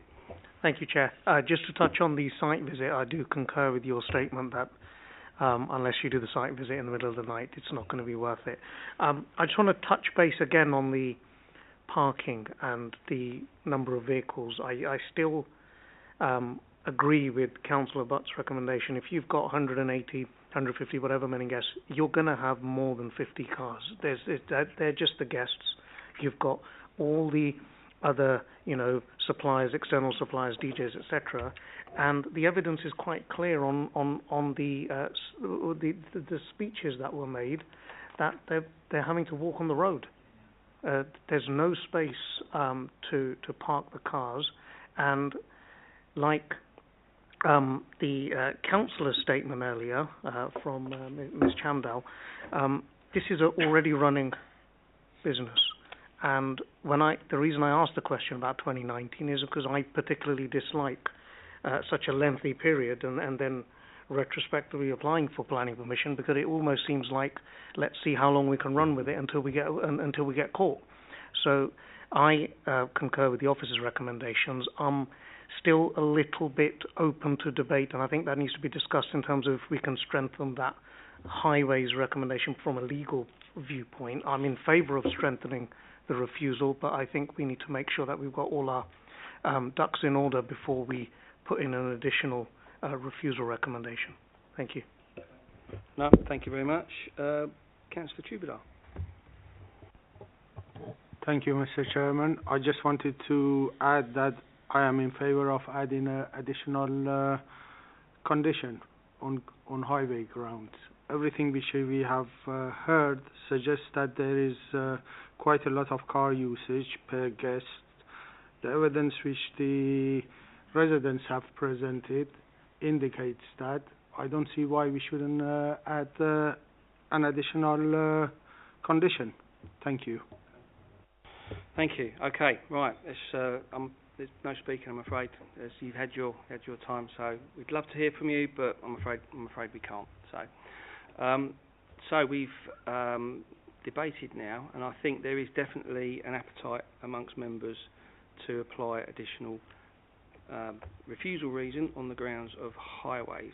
Now, we've heard from officers and we've heard from these are people that do this for a living, highways engineers and planning officers. So we've heard from those guys who sort of said, well, there's a bit of a risk there, and we do believe that we could condition any impact on highways impact. But we also heard very compelling words from Glenn, and I think those are the ones that we probably need to have resonating in our minds when we're thinking about this. But we do need to equip officers with something which can be added, which is reasonable and have a good chance of being concurred with by His Majesty's Planning Inspectorate. So, any thoughts, Ros, on that? Yep, so there are obviously some similarities between this application and the one that we heard previously. So there is some useful information if we refer to that refusal reason. Essentially, I think what you'd perhaps be suggesting is that the use has resulted in parking stress and congestion, which is harmful to highway safety or not in the best interests of highway safety, and that it cannot be adequately controlled through the imposition of conditions or other mitigation, and consequently, contrary to the development plan and the highways policies that are relevant. Glenn, did you want to come in on that? Yes, thank you, Chairman. I mean, I think there's every councillor that spoke has spoken very. There's the heartfelt view here that residents are suffering here because of the arrangements that are happening on site. That view has not come about because of any prejudice against the applicant or the type of venue. It's because you've heard what's going on site, and it's gone on site for 3 years. I don't see how it could be said that a refusal reason would be wholly unreasonable. However, when it gets to an appeal, I must reiterate, residents need to come along with their evidence. It doesn't have to be formal witness statements, but you need to then feed into the council there as to what it's actually like on site there. Because if there is a site visit by the inspector, what will happen? Everything will be absolutely tickety-boo and hunky-dory. And I think, as Councillor Mann said there, site visits are only really going to be useful for this committee if it's in the middle of the night. So I think there's a reasonable basis to add an additional refusal reason based on highways. I suggest, Chairman, if the committee is minded to do that, Ros and I we look at the wording and get you to approve that after the meeting, Chairman. So that's then. But yes, it's been a very full debate there. I don't see how it could be said that condition is unreasonable, and I'd also just add as well, so the refusal is unreasonable. For a condition to work, it has to be by agreement, and there is no agreement from this applicant here at all. There's very little input into this application, and so to simply say, well, yes, we could impose a condition, but if it's just ignored, then we're going to be into realms of a prosecution. I think there for this site to work, if the applicant wants it to work, they've got to engage in that process, and by actually arguing, by adding grounds where it's reasonable to do so, I think you're going to strengthen the likelihood of getting some cooperation from this applicant. So, Chairman, I've got no difficulty in arguing an appeal about the highways refusal grounds, subject, of course, to residents coming forward with the evidence that the council might not have itself. Thank you, Chairman. Thank you for that, Glenn. Okay, so I'm going to try and sort of wrap this up so then we can get to a point maybe where we're moved and seconded. So we've heard a lot of information. This has been a very well debated application this evening. So, but we are minded now to add an additional refusal reason on the basis of highways. And just to paraphrase what Ros has said there, so retrospective planning permission is sought has resulted in parking stress and associated congestion to the detriment of pedestrian highway safety as well as amenities of local residents.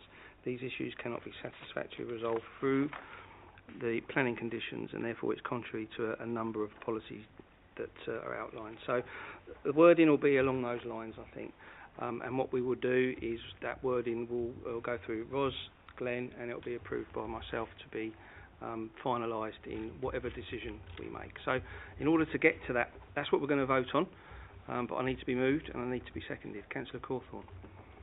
Yeah, happy to move, Chairman. Thank you very much. Councillor Tubadar? Happy to second. Okay. So what we're voting on, everybody, is the refusal reason which is set out already, and an additional refusal reason which will be crafted and signed off by Ros, Glenn and myself. So can I have a show of hands for officer's recommendation with those additional? So that's unanimous. Okay, so agenda item 7 this evening is refused. Thank you very much for a very healthy debate. Agenda item 8 is no longer in front of us this evening, and we move straight on to agenda item 9.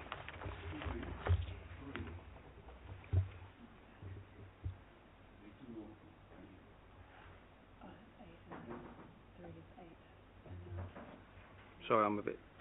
Agenda item 9, is that what we're moving on to? Just scrolling through the past item 8. We'll get there. That's for another meeting, on another day, number 8. Right. Good evening. Okay, we are at a site at 18 Ivor Lane in Cowley. Sorry, sir, there is no speaking until you are called to speak. I think he might be for the withdrawn item. Are you here for agenda item 8, sir? Yeah, that item was withdrawn very late this evening. It was outlined at the start of the meeting, unless you weren't here. Oh, okay. Apologies for that. But yeah, it was withdrawn. Well, literally half an hour before the meeting was set this evening. No, it's just deferred for another day. Yeah. Thank you very much. Are you the... You're the petitioner. Okay, so you must be... Okay, we'll go off record here a little bit, just to sort of manage the housekeeping. So you're Mr. Egan, is that right? Correct. Okay, so apologies, Mr. Egan, but the item was withdrawn around about 6:20 this evening. I did mention it at the very start of the meeting that it had been withdrawn, but I don't know if you was here for that. Bit. Okay, all right. So so it will be rescheduled. Our team in Democratic Services will advise you of when that is going to be back in front of us. Okay. So I hope that clarifies for you, and apologies for any inconvenience that's caused. Thank you. Okay. We'll now go to agenda item 9. So apologies for any interlude there. Over to you, Max. Okay, the site is 18 Ivor Lane. It's the location of a single bungalow, a 2-bed bungalow, detached property. You can see from the constraints plan there. Just to the east, to the west of that, you have the Fraser River. It's also on the edge of conservation area to the south, to the Cowley Lock conservation area. If I could just scroll through, we can see the aerial view there, on a suburban setting. This property and the one immediately to the west of it, those are the only 2 bungalows in the Ivor Lane Street. So the application is to demolish that building, so that's one in the centre there, and replace it with a building with 4 flats with 3 off-street parking spaces at the front. A petition has been received against this scheme with 30 signatures objecting. There's been some other representations, and that's why it's in front of the committee. Permission was previously refused for a development of 5 flats on the site, and this was in a building of 2.5 stories. That was previously refused on the basis of the scale and impact on the conservation area and on the Ivor Lane Street scene. The impact on the amenities of neighbours, in particular to number 16 to the east. The poor mix of units and poor standard of accommodation, as well as the lack of a legal agreement to restrict parking on streets. So that's 5 refusal reasons. Officers consider that this is another photograph there just showing the rear of that property and its relationship to on either side. Obviously we can move back to them if needs be. That's the existing plans of the bungalow. Officers consider that the scheme in front of us has addressed the 5 reasons for refusal on the previous application. Particularly the scale has been reduced. The scheme has been reduced in height and set back from the eastern elevation and from the rear, particularly at 2nd floor level. Certainly overall a much less fussy design. You see the roof plan, you can see the setback at 1st floor level, and there's the elevations of the street scene. You can see where it's been drawn away from the east to the affected neighbour at number 16, and we consider that's been sufficient to address the impact on that neighbouring property in terms of residential amenity. There's also been a roof terrace that was previously proposed from the rear that's been deleted from the scheme. The mix has been improved, in that there is now a 3-bed unit within the scheme, whereas previously there wasn't, and that addresses the policy requirement for family housing. And also the standard of accommodation has been improved with the removal of the unit in the roof space. That deals with the issue of low headroom, and also they've rearranged the landscaping so that there wouldn't be any cars parked right in front of bedroom windows. There's a bit of defensible space there. Also, in terms of parking, we have agreed with the applicant to have a legal agreement so that the 3 units on site which have an off-street parking space wouldn't be able to apply for parking permits within local parking management schemes, and the one which didn't have an on-street parking unit didn't have an on-street parking space would be able to apply, and that's equivalent to the current situation. So overall, I just have to draw attention as well. I think it's been mentioned in one of the representations. There's a slight typo in the summary in the officer's report. Approval is subject to the successful completion of legal agreement to ensure that future residents of the 3 units being provided with on-site parking cannot apply for a permit to join any parking management scheme. I think there's a rogue knot in that sentence which needs to be sort of deleted. I also have plans of the previously refused scheme. You see it's much bulkier, deeper scheme with quite a fussy roof treatment. You can see as well it's taller than the buildings, the buildings of the street scene, and that's been corrected. But of course, we can look at these plans and compare them as part of the discussions. Thank you very much for taking us through that, Max. Just draw members' attention, there's a very short addendum to this item, which is just the fact there's been an additional letter of objection received. So that's just a very short addendum for members to consider. Okay, this is another petition item, so we're going to go through the same process. So I've got the lead petitioner here. Is that Yevheny? Is that you, sir? Do you want to come forward? Yeah, that's fine. You can both come forward if you like. There's 2 seats. More the merrier. Okay. Again, I don't know if you was here. I think you were here earlier on. So again, very quick. You've got 5 minutes. 4 on green, 1 on amber, and the 5th one will be a very polite bringing you to an end. So over to you. Good evening, ladies and gentlemen.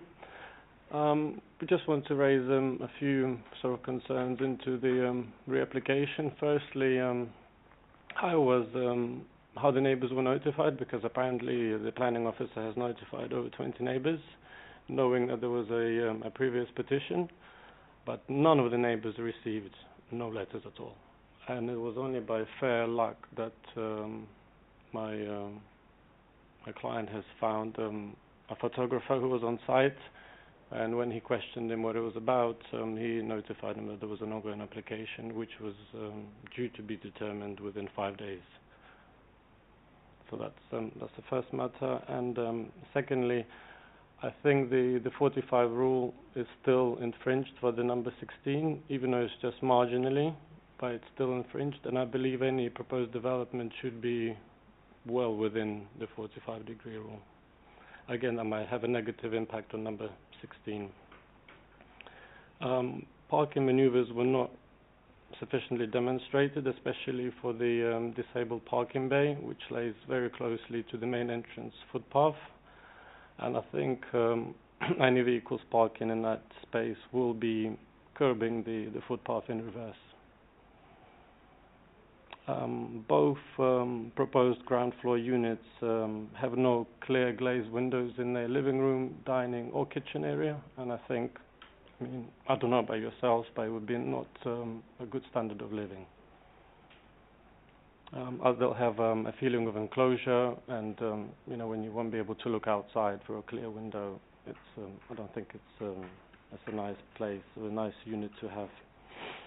Some of the obscured glazed windows on the side elevations have not been fully marked that they'll be non-opening above 1.8 meters above finished floor level. So that's a matter of concern. The application itself stated that the site is not within 20 meters of any river course. That's well, in fact, it's actually 12 meters away, and no flood risk assessment has been provided to assess the development. Not only the footprint will nearly double right next to the river frame.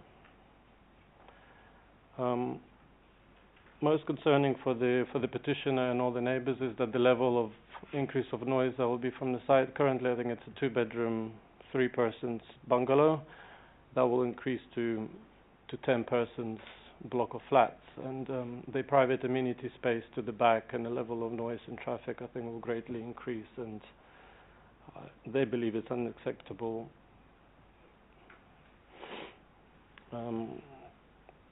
And looking at the site itself, I think we believe that at most where all the neighbours would be satisfied if a pair of semi-detached would be most suited rather than a block of flats, which was always previously refused as well. That would be all from me. Thank you. Okay, no, and thank you for taking us through your thoughts this evening. So, members, any questions? Councillor Batt. Thank you, Chair. I think you mentioned that you can't look outside the window, I believe. Can you just elaborate on that a bit more, and can you confirm if you lose any light as well into the property?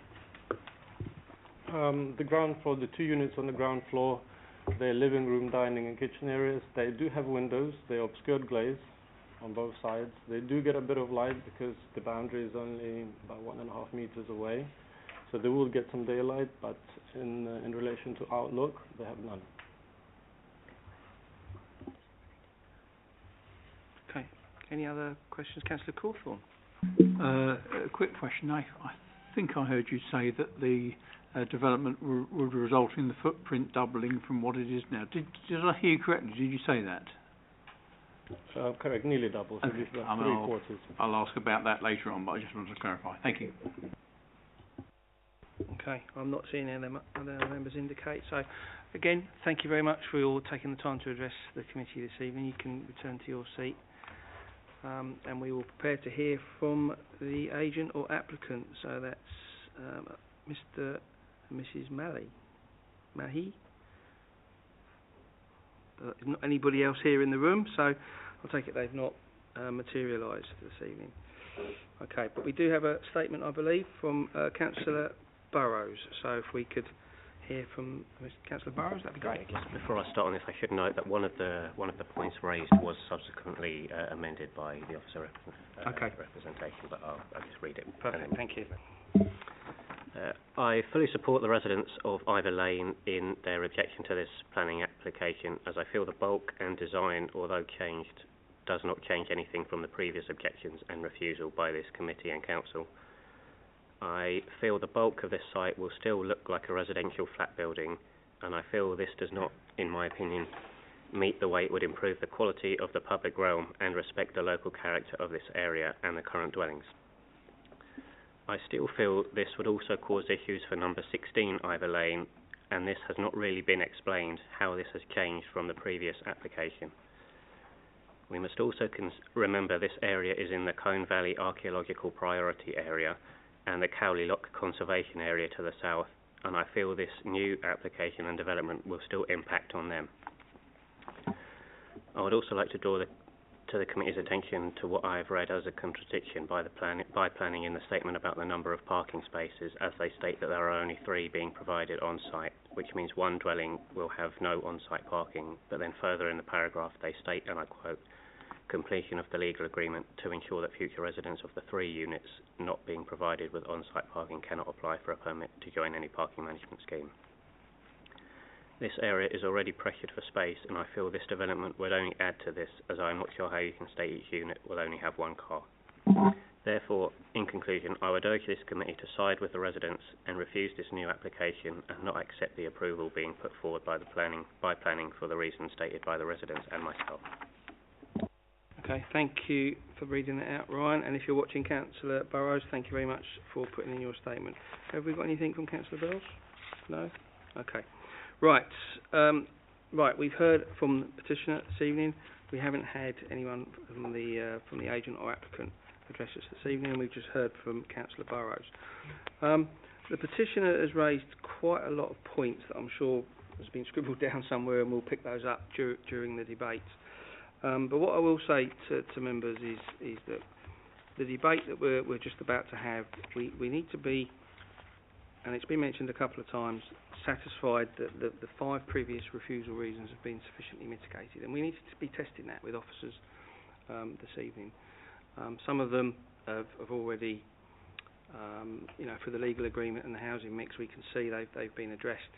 But we do need to be, testing to quite a high degree if we're satisfied with the mitigation for the other conditions that it wasn't in front of this committee that long ago, to be honest. So, but we'll do that, and we're going to start off with Councillor Tubadar, followed by Councillor Cawthorne. Thank you, Mr. Chairman. What I would like to examine is the bulk and design of the new proposal, because as I can see, there isn't a significant difference from the original proposal to the new proposal. So what percentage of decrease has happened that makes this much more acceptable than the original proposal? Secondly, the local character of the area changing.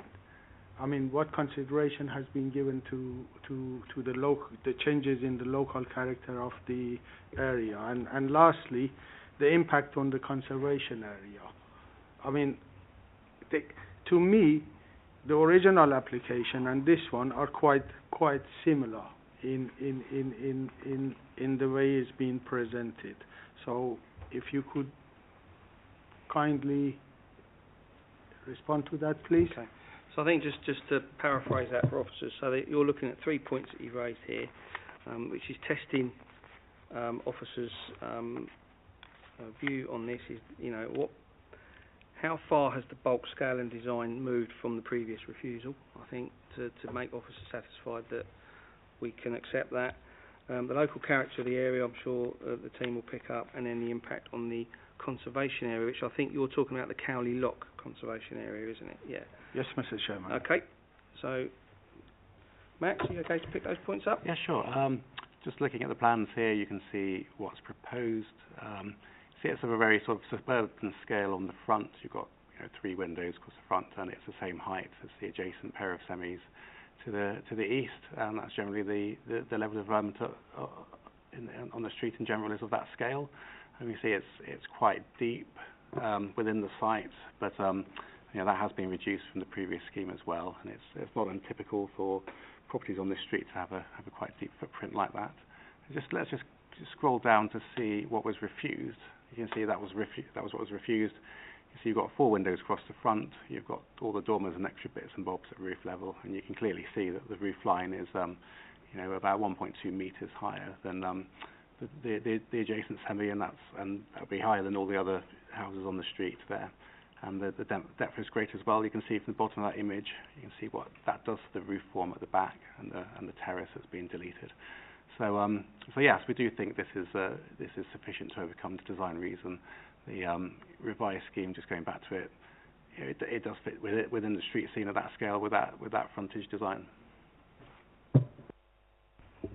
Okay, and there was a couple of other points around.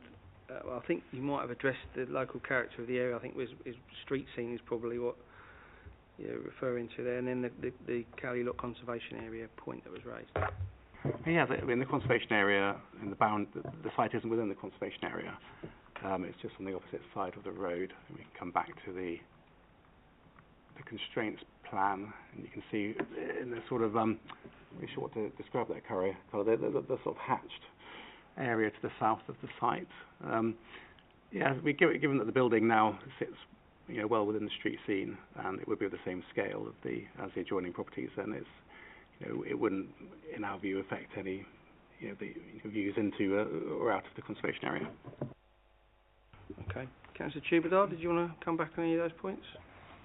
Well, yeah. I mean, I'm going to go back to the bulk and scale of this development, and if you were to describe this in terms of percentage-wise, what's the percentage of reduction from the original proposal? I mean, for us to just be able to visualize, okay, the scale, bulk, what's the level of reduction? Is the level of reduction, what is the percentage, in your opinion? I'm not sure officers will have that to hand, but I'm sure we can get a bit of a view, maybe even just look at the images again to draw on that. The other thing which I would like to be taken into consideration, the area which the building itself is going to occupy, the land which is being built on, what is the reduction from the land which originally was going to be built on and the land which we are building on now? That also goes to a long way to basically give us some idea about the bulk and the scale of this proposal. Well, I think just to add to that, I think it was the petitioner that actually said the footprint doubled in size. So we're sure we can get officers to sort of take us through that viewpoint. So Max, Ros, can you pick up those points? Yeah. Yes, I think that's fair to say that the footprint of the property is significantly increased in size compared to the existing. You can see the comparison here, the bungalow, but you have to bear in mind that the existing building on the site is a bungalow. It does have a small footprint. If you look at the footprint of the buildings on the other side, including the bungalow to the east at number 20, you can see that has a similar sort of footprint to what's proposed, and also to the east with the pairs of semis, they also have a greater footprint. You can see as well it's quite a generous plot. There is sufficient depth and there'll be sufficient amenity space retained that would meet our requirements for the flats. So we don't have any concerns about how the property would sit in its plot, and also you can see perhaps a more significant change compared to the previous one, rather than looking at actual overall percentage reductions. You can see, as in this image, it's a reduction in the width of the building at first floor level, which is the most significant change. So you can see on the left of the image at the top, and the right there that you have a sort of set in where it's a flat roof along the side, and before you didn't have that on the original proposal that was rejected. So I think that gives that's the most significant move towards reducing the bulk, and of course attendant to that you've got a reduction in the height of the ridge line and the bulk of the roof. So I think, Councillor Troubadour, we're not going to be able to give an exact percentage as much as we'd like, but you can certainly see from the two images there's quite a reduction. I think I was really looking, scale. Mr. Chairman, I was really looking to just basically make comparison, and my point really here is I don't see a significant reduction in the bulk and size of this property.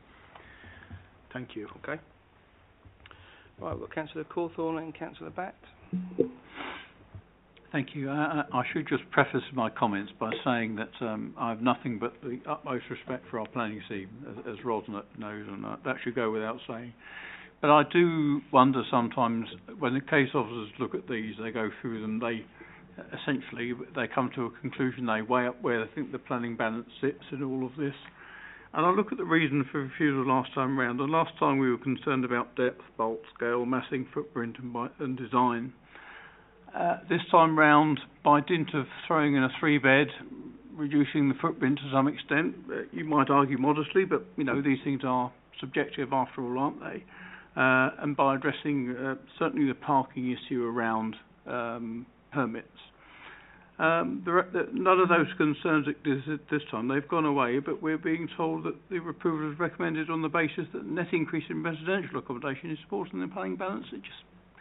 And I know it's not an exact science. I know it's a matter of professional judgment, but there are plenty of people, Councillor Borough says this, and I'm kind of sympathetic to this, who would still think that the depth, bulk, scale and massing footprint is an issue still. And he would question, I think, whether that has probably been addressed. So I'd like to push back a little bit around our thing. I know Councillor Troubadour's explored that, but I wonder if I can just explore that a little bit further. And I suppose a further question I've got is around the question of parking that Councillor Borough has raised as well. Just what officers got to say about that too. Haven't quite come to a landing on it. I'm not entirely comfortable with the recommendation at the moment, but let's see how the debate goes. Thank you. Okay, thank you. I'm sure we'll we'll hear from a couple other members indicating, and then we'll come back to officers, because I still think we need to be picking up some of the points that was raised by the petitioner as well. So, Councillor Batt. Thank you, Chair. I think the petitioner touched on this, and I'm just wondering if loss of light, overlooking and overshadowing are also material considerations that the officers may or may not have taken into account. I note that there were not grounds for refusal previously, but I think the petitioner's touched on it, and I think it's incumbent on us to look into whether or not those are important considerations as well. Okay, thank you. Quite a few bits to get through here, I think, guys. I'm not seeing any other members indicate. So, what I think we need to do is pick up a couple of points that have been raised there. So, Councillor Cawthorne raised about not entirely bought on the resolved issues with the previous refusal, which was bulk, scale, and mass. Councillor Batt brought up about loss of light and overlooking, but we got quite a lot of issues from the petitioner, which is the 45-degree angle, the parking, which I know we've talked about, and Councillor Burrows raised a good point about parking as well. I'll be interested to hear about the issue around the ground floor being completely glazed, but we'll come on to that. The issue around flooding, which was raised, we're 12 metres from, I think it's the River Pin, I think it is. Is it the River Pin or the Grand Union? Whichever. And then we've got the issues with noise, and again the loss of outlook and light. So we just need to try and get a bit of a view on where we are with those, and that will help inform the next part of the debate we need to have. So Max, you okay to? There's a lot to get through there, I appreciate.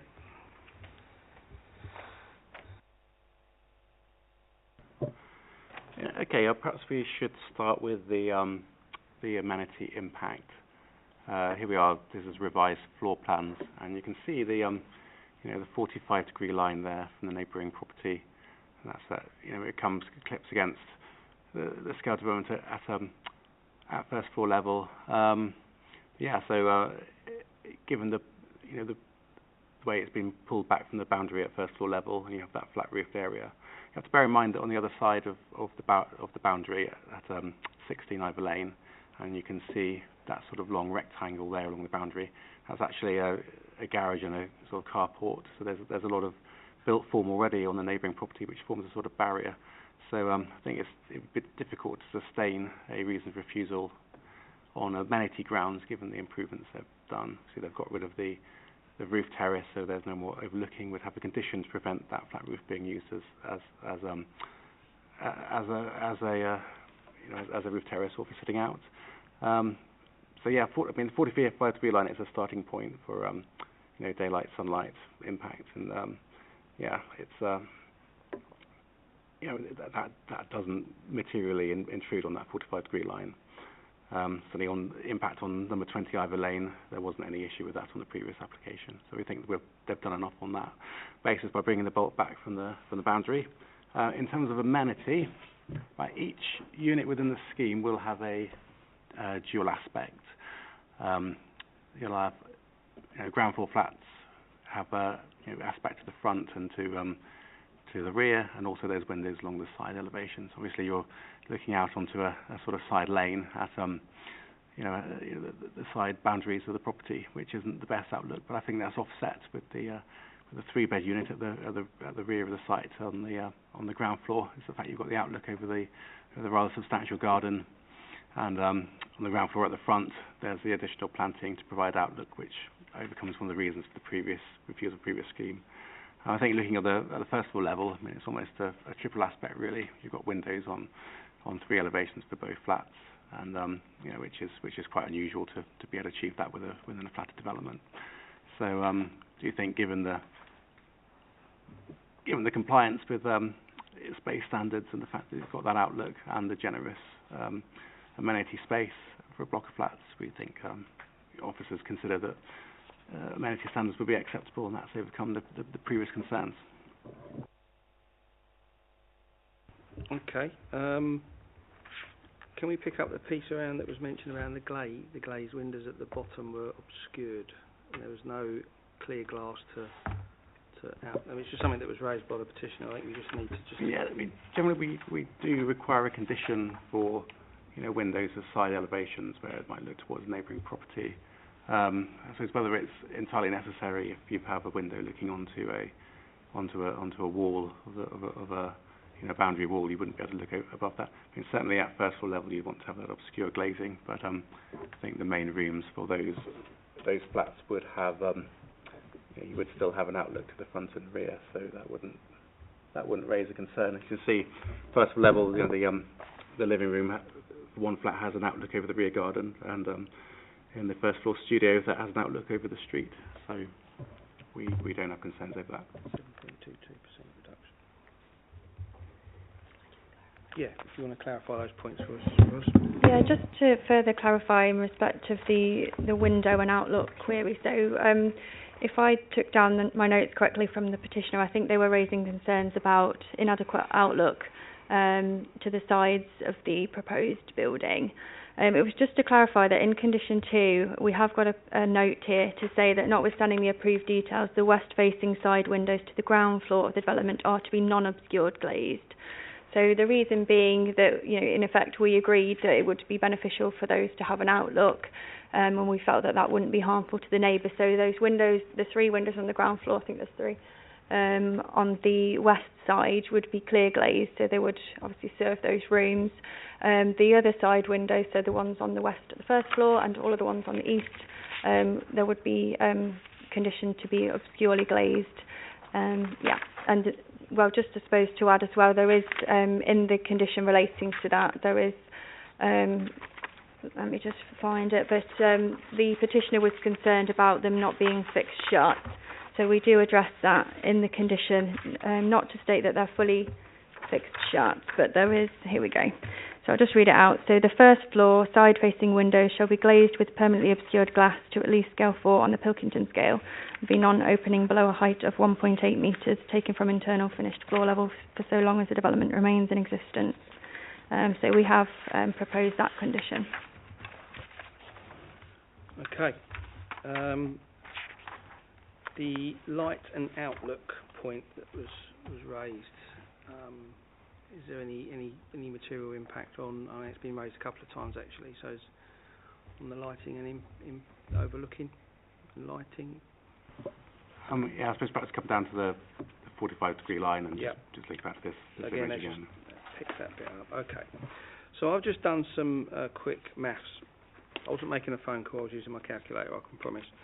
So to answer Councillor Tubidar's point, there's a reduction in scalar mass by 7.22%. If you look at the square meterage that's contained in the reports. There's also, I think it's a height reduction from 9.5 metres to 8.5. But the width actually remains the same. And I think that's to accommodate the family dwelling. I think that's probably what that is for. But it does actually reduce in height. And it also has had the dormers removed as well. So that obviously deals with the visual impact that it would have. And you can see from the images on the screen we've seen there, whilst it is the loss of the bungalow, it kind of fits in with the neighbouring properties as well and has more space between them. I think it's number 16, I think it is. So the reason I raise those points is because I'm getting the feeling that members are sort of a little bit not bought on the fact that it's the height or the bulk and the scale and the massing of the proposed development has been addressed from the previous refusal reason. So that's why I wanted to just get those bit of maths out the way and sort of try and address Councillor Tubidar's point. So there is like a 7.5% reduction in what was previously proposed. It is slightly lower, but it's the same width, but it hasn't got those dormers on the side. So members have got to decide if they agree with officers that that now fits in with the street scene, and as a consequence of it fitting in with the street scene, it addresses the issue of the Cowley Lock conservation area as well. The housing mix, we can see that that's been addressed, and they've entered into a legal agreement. So from listening to the debate, I think it pretty much comes down to the point around bulk scale and design, but we've also got the little thorny issue of parking as well. I'm not entirely... Have we addressed Councillor Burrows' point that he raised?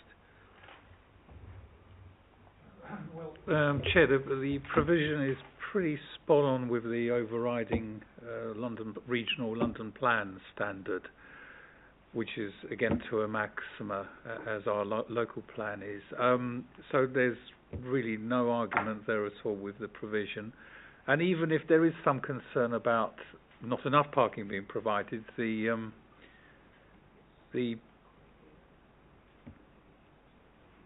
resident permit restriction that we're proposing via a legal agreement should tie things up quite nicely on that score. So we wouldn't expect a high level of car ownership from new occupiers on that point.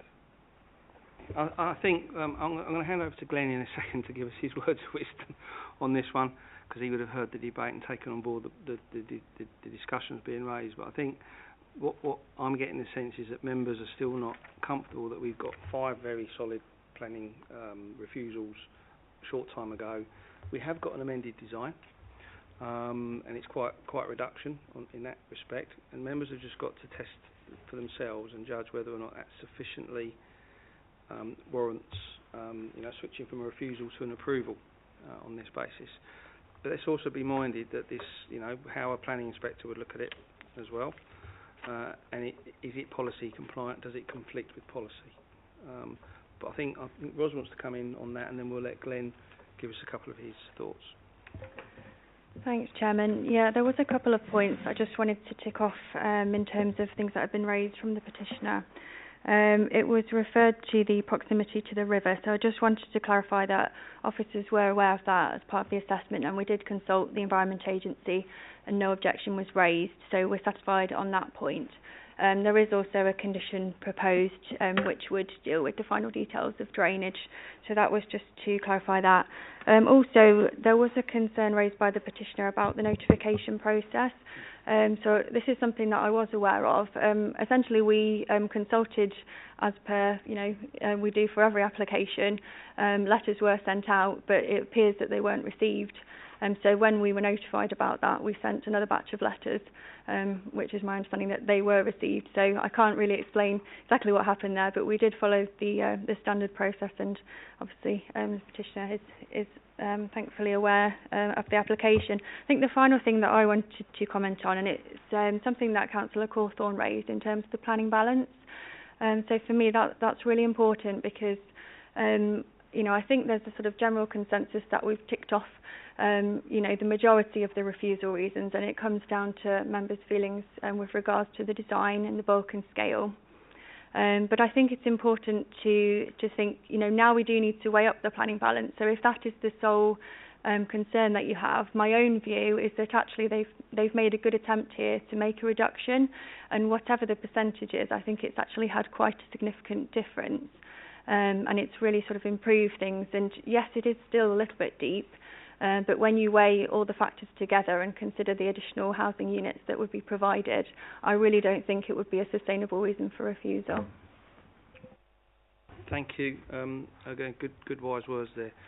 Glenn, is there anything you can add to that? Chairman, I don't disagree with the advice that's just been given at all. And here, you've got everything in planning is always a question of fact and degree. Okay, the new application has addressed, well, officers believe it's addressed the concerns of the previous scheme. I think the only basis upon which there's any room for doubt on that is the setting and in relation to the impact on the conservation area. I think, Chairman, if you're looking to refuse on that basis, I hesitate to add to workload, but I think committee would benefit from a site visit so they can actually appreciate the setting of that, the setting down there. Because other than that, I do think, particularly the gain that you've got there of a family unit, I think the developer's probably gone just far enough to get this through. But subject to you being satisfied about the impact on the adjacent conservation area, I see no objection to a site visit if members felt that would be useful to inform the final decision. Thank you, Chair. Thank you for that. Right, we've taken in a lot of information this evening, and we're going to continue for a few more applications yet. But you've heard from the planning experts, you've heard from the highways experts, you've heard from the legal experts. we've heard from petitioners, we haven't heard from applicants, and we've heard from ward councillors. Who wants to take me forward on this one? Councillor Batt. I think I move the proposal by Glenn in relation to a site visit. I think that's a good idea, especially considering the potential impact on the conservation area. Yeah, I think in response to that, yeah, I'm not keen on site visits unless, of course, we're going to get something from it. We can actually see something and not just an empty road as we talked about in the previous application. But I think on this basis we could certainly try and appreciate the impact on the conservation areas as been advised. So we're moved for a deferral and a site visit. Who wants to help me along with that one? Councillor Cawthorne? I'm loath to do it as I'm subbing, but if no one else will, I'm happy to help it along by seconding that proposal. Okay, all right. Councillor Higgins, if he was here, I know he would be making some comments, and he's probably watching now, and I'll get a text later on. But we are moved and seconded for a deferral and a site visit, if committee think that is going to help. So let's have a show of hands for a site visit. All those in favour? So that's 4, 6. And Councillor Mand, are you abstaining or against? No, I didn't realise we were just going to vote straight away. I just wanted to make a comment, like you said, in terms of site visits. It's only meaningful if we're actually going to take something from it. And if we've been commenting on the bulk and scale, we haven't built this thing yet, so there's no sort of visual representation of this building. I do agree it will give us an indication of the conservation area, but I'm still moved in favour of what the officers have said, and especially what Ros said later on in terms of it. We're going to have to do a very thorough job of trying to make this not work. Yeah. Okay.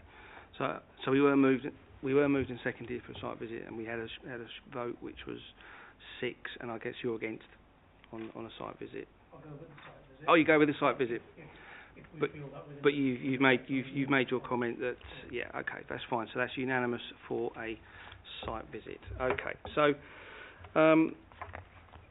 right, agenda item 9 this evening, just to confirm, is deferred for a site visit. We'll put the arrangements in place, and again, to echo Councillor Higgins' comments on this, and I know we've got some substitutes this evening, but we do need to attend these things to give it justice.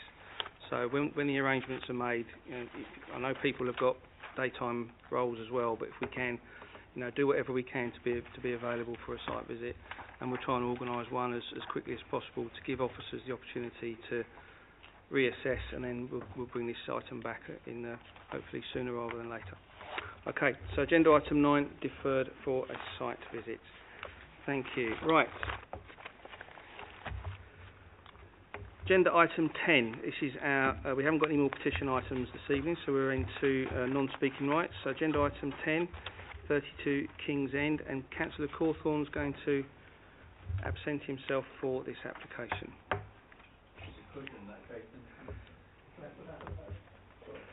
Just pause for a second while. Who's taking us out on this one? Yourself, Katie? Okay, over to you. Thank you, Chairman. So item 10 on tonight's agenda is to demolish the existing house at 32 King's End and redevelop the property with a block of flats for seven purpose-built flats. So officers have recommended that the application be refused for 6 reasons, which are detailed in section 2 of the committee report. Just to summarise them, the reasons are the principle of the development. The proposal would result in more than 10% of properties on King's End being flatted developments, which is specifically contrary to local plan policy DMH4. Second reason is the lack of justification for the loss of the existing dwelling on site, and the impact, it couldn't be demonstrated that this would not result in harm to the Ruislip Village conservation area. The third reason is overdevelopment of the site due to its excessive scale, incompatible design, net loss of mature trees and landscaping, and the harm this would cause to the character of the street scene and the conservation area. Condition 4 is loss of acoustic and visual privacy within the development itself and also impacting on adjacent neighbours. Reason for refusal 5 is substandard living accommodation for the 2 proposed flats in the basement. And reason for refusal number 6 is an unnecessarily poor location for the cycle storage. So this is the location plan. You can see the site there. It's a detached dwelling. In terms of constraints, the site is located within the Ruislip Village Conservation Area. In this aerial image, you can see the verdant nature of the surrounding properties. The site itself and the properties to the rear are subject to tree preservation orders. The front of the site includes a TPO protected oak, which would be retained, and the rear garden includes numerous mature trees, including a TPO protected chestnut tree, which is proposed for removal. So if we just go to some images of the site from street view. So this is you can see the building here. The frontage of the site comprises a heavily landscaped front garden which provides screening from the road, but there's also lawn and paving beyond, as well as the protected oak. It is proposed to remove 6 trees and 1 hedge. 3 of the trees to be removed are on the street boundary. Broadly, there will be an immediate and apparent net loss of landscape character within the front and rear gardens. So despite the tree officer raising no objection, and while replacement planting will in time lead to a more managed outcome, there will be a clear and apparent loss of landscape character within the conservation area. So when considered in combination with the net increase in bulk and scale, this will contribute to a degradation of the conservation area quality, and that forms reason for refusal 3. So if I just go through a couple of other images, this is just so you can get an idea of it from the street view. So on the right hand side, you can see the dwelling there, mid-range, and then on the left hand side, it's also, you can see the oak tree there, so that's the dwelling behind it. Okay, so just existing elevations and floor plans show the current scale of the dwelling that will be demolished. The proposed roof plan, well, this is a site plan, effectively. So on the building in blue is the proposed building. You can see in the 4th reason for refusal, the depth of the building would extend well beyond the rear elevation of number 34A King's End, harming the residential amenity of these neighbours. So this, on the proposed site plan here, you can see the depth of the building in relation. These are the proposed floor plans for ground level and up. Actually, it's got the lower ground on the bottom left as well, so that's the basement flats. So on the floor plans, you can see an excessive number of side-facing windows and rear-facing balconies, which would adversely affect the privacy of neighbouring residents. So this forms part of the 4th reason for refusal. You can also see where the flats proposed for the basement would have poor outlook, windowless rooms, poor access to sunlight and ventilation, and no connectivity to the rear garden. Consequently, these flats would have poor living conditions, which forms part of the 5th reason for refusal. Right, so the proposed elevations. So you can see the balconies on the rear there and the style of the proposal. And these are you can see the lower ground proposed basement flats there as well. Okay, so if we just go through some site photos, this is the front of the existing dwelling to be demolished behind the landscape screening at the front. The front again. Okay, this is the rear of the dwelling. Relationship to neighbouring property, this one is number 34A King's End, and that is looking over towards Althorn Court. So that's the left, looking to the left at the rear of the site. And this is the image of the TPO chestnut tree, which is proposed for removal.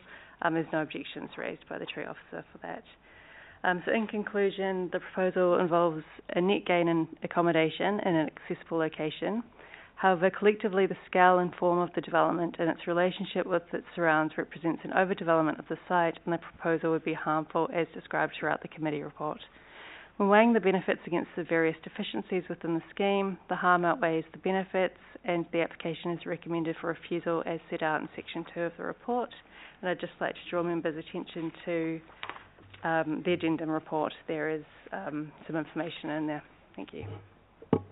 Okay, Katie, thank you for taking us through that. Yeah, members, there's quite a lengthy addendum, but I'm sure you've already had a good read through that. That's something to be taken into account when determining this application.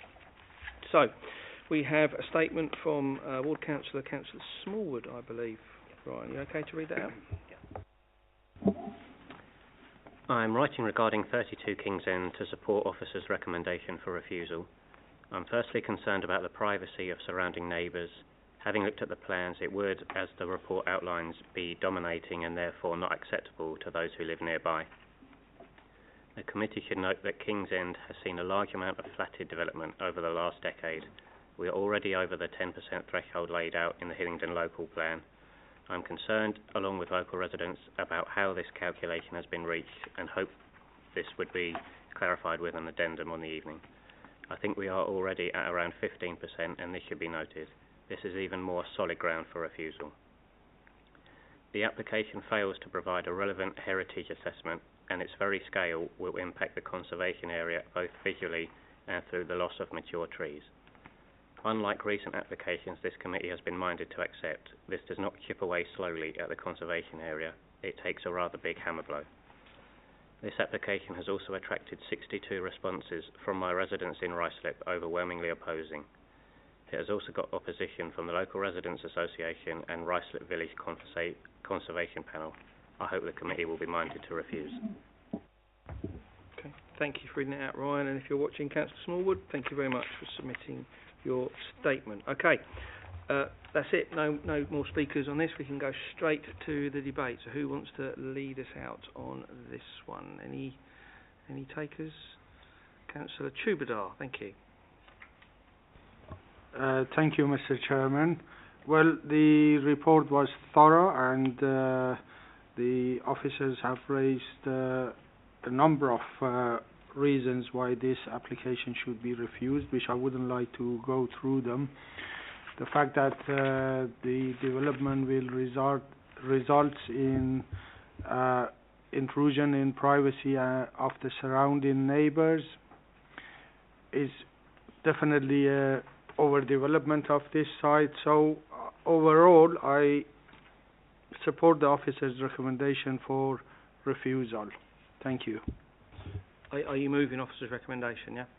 I would like to Okay, move. perfect. Just Thank you. Just for clarity. Okay, Councillor Batt. Councillor Singh. Thank you, Chair. I also agree with the officer's recommendation and agree with Councillor Chobadar. I think it's clearly a site that's proposed to be certainly overdevelopment, quite excessive, dominant. I agree with all the suggestions made in the report. We'll keep it brief. Thank you. Okay, thank you very much, Councillor Batt. Councillor Singh. Thank you, Chair.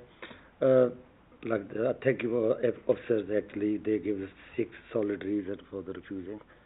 So I know that Mr. Chubadar proposed, Mr. Bhatti second, but I support the officers. I think Councillor Batt did actually second, but I'm second. You're seconding. Okay, yes, so we are fine. good. As long as we get a mover and a seconder. So no, thank you for your comments. I'm not seeing any other members indicate, so we are moved and seconded. Can I have a show of hands, please, for agenda item 10? So that's unanimous, 6 out of 6. Obviously, with Councillor Cawthorne absented. Just wondered if someone could give Councillor Cawthorne a little reminder, and also just to confirm, agenda item 10 is refused. So, it's been a long night, everybody, and we are at the last item, agenda item 11. We'll just wait for Councillor Cawthorne and Councillor Batt to get back into their seats.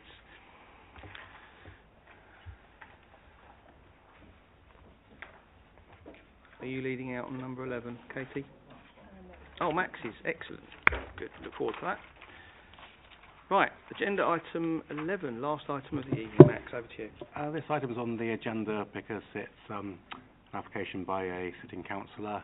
It's a policy-compliant rear and side extension to a domestic dwelling, and approval is recommended. Okay, that was swift. I think we get the gist. Okay, we have not got any speakers scheduled for this one, so who wants to take me out on this? Councillor Sensapori, followed by Councillor Singh. This application is, I think, very straightforward, so we don't need any discussion on that, and I propose officer recommendation. Okay. Thank you very much. Councillor Singh? Thank you, Chair. I'm second. It's anyway straightforward agenda. Thank you. Okay, thank you. Right, we're moved and seconded. Not seeing anybody else indicate. Can I take a show of hands for agenda item 11, please? All those in favour? That's unanimous. 7 out of 7 for agenda item 11 to be approved. So, thank you very much. That brings us to the end of quite a lengthy meeting. But before we close the YouTube channel, I'd like to, pay my respects and thanks to officers who supported us this evening. You've done an excellent job for us this evening. And Hayden, who has left, but we'll pass on our thanks to him.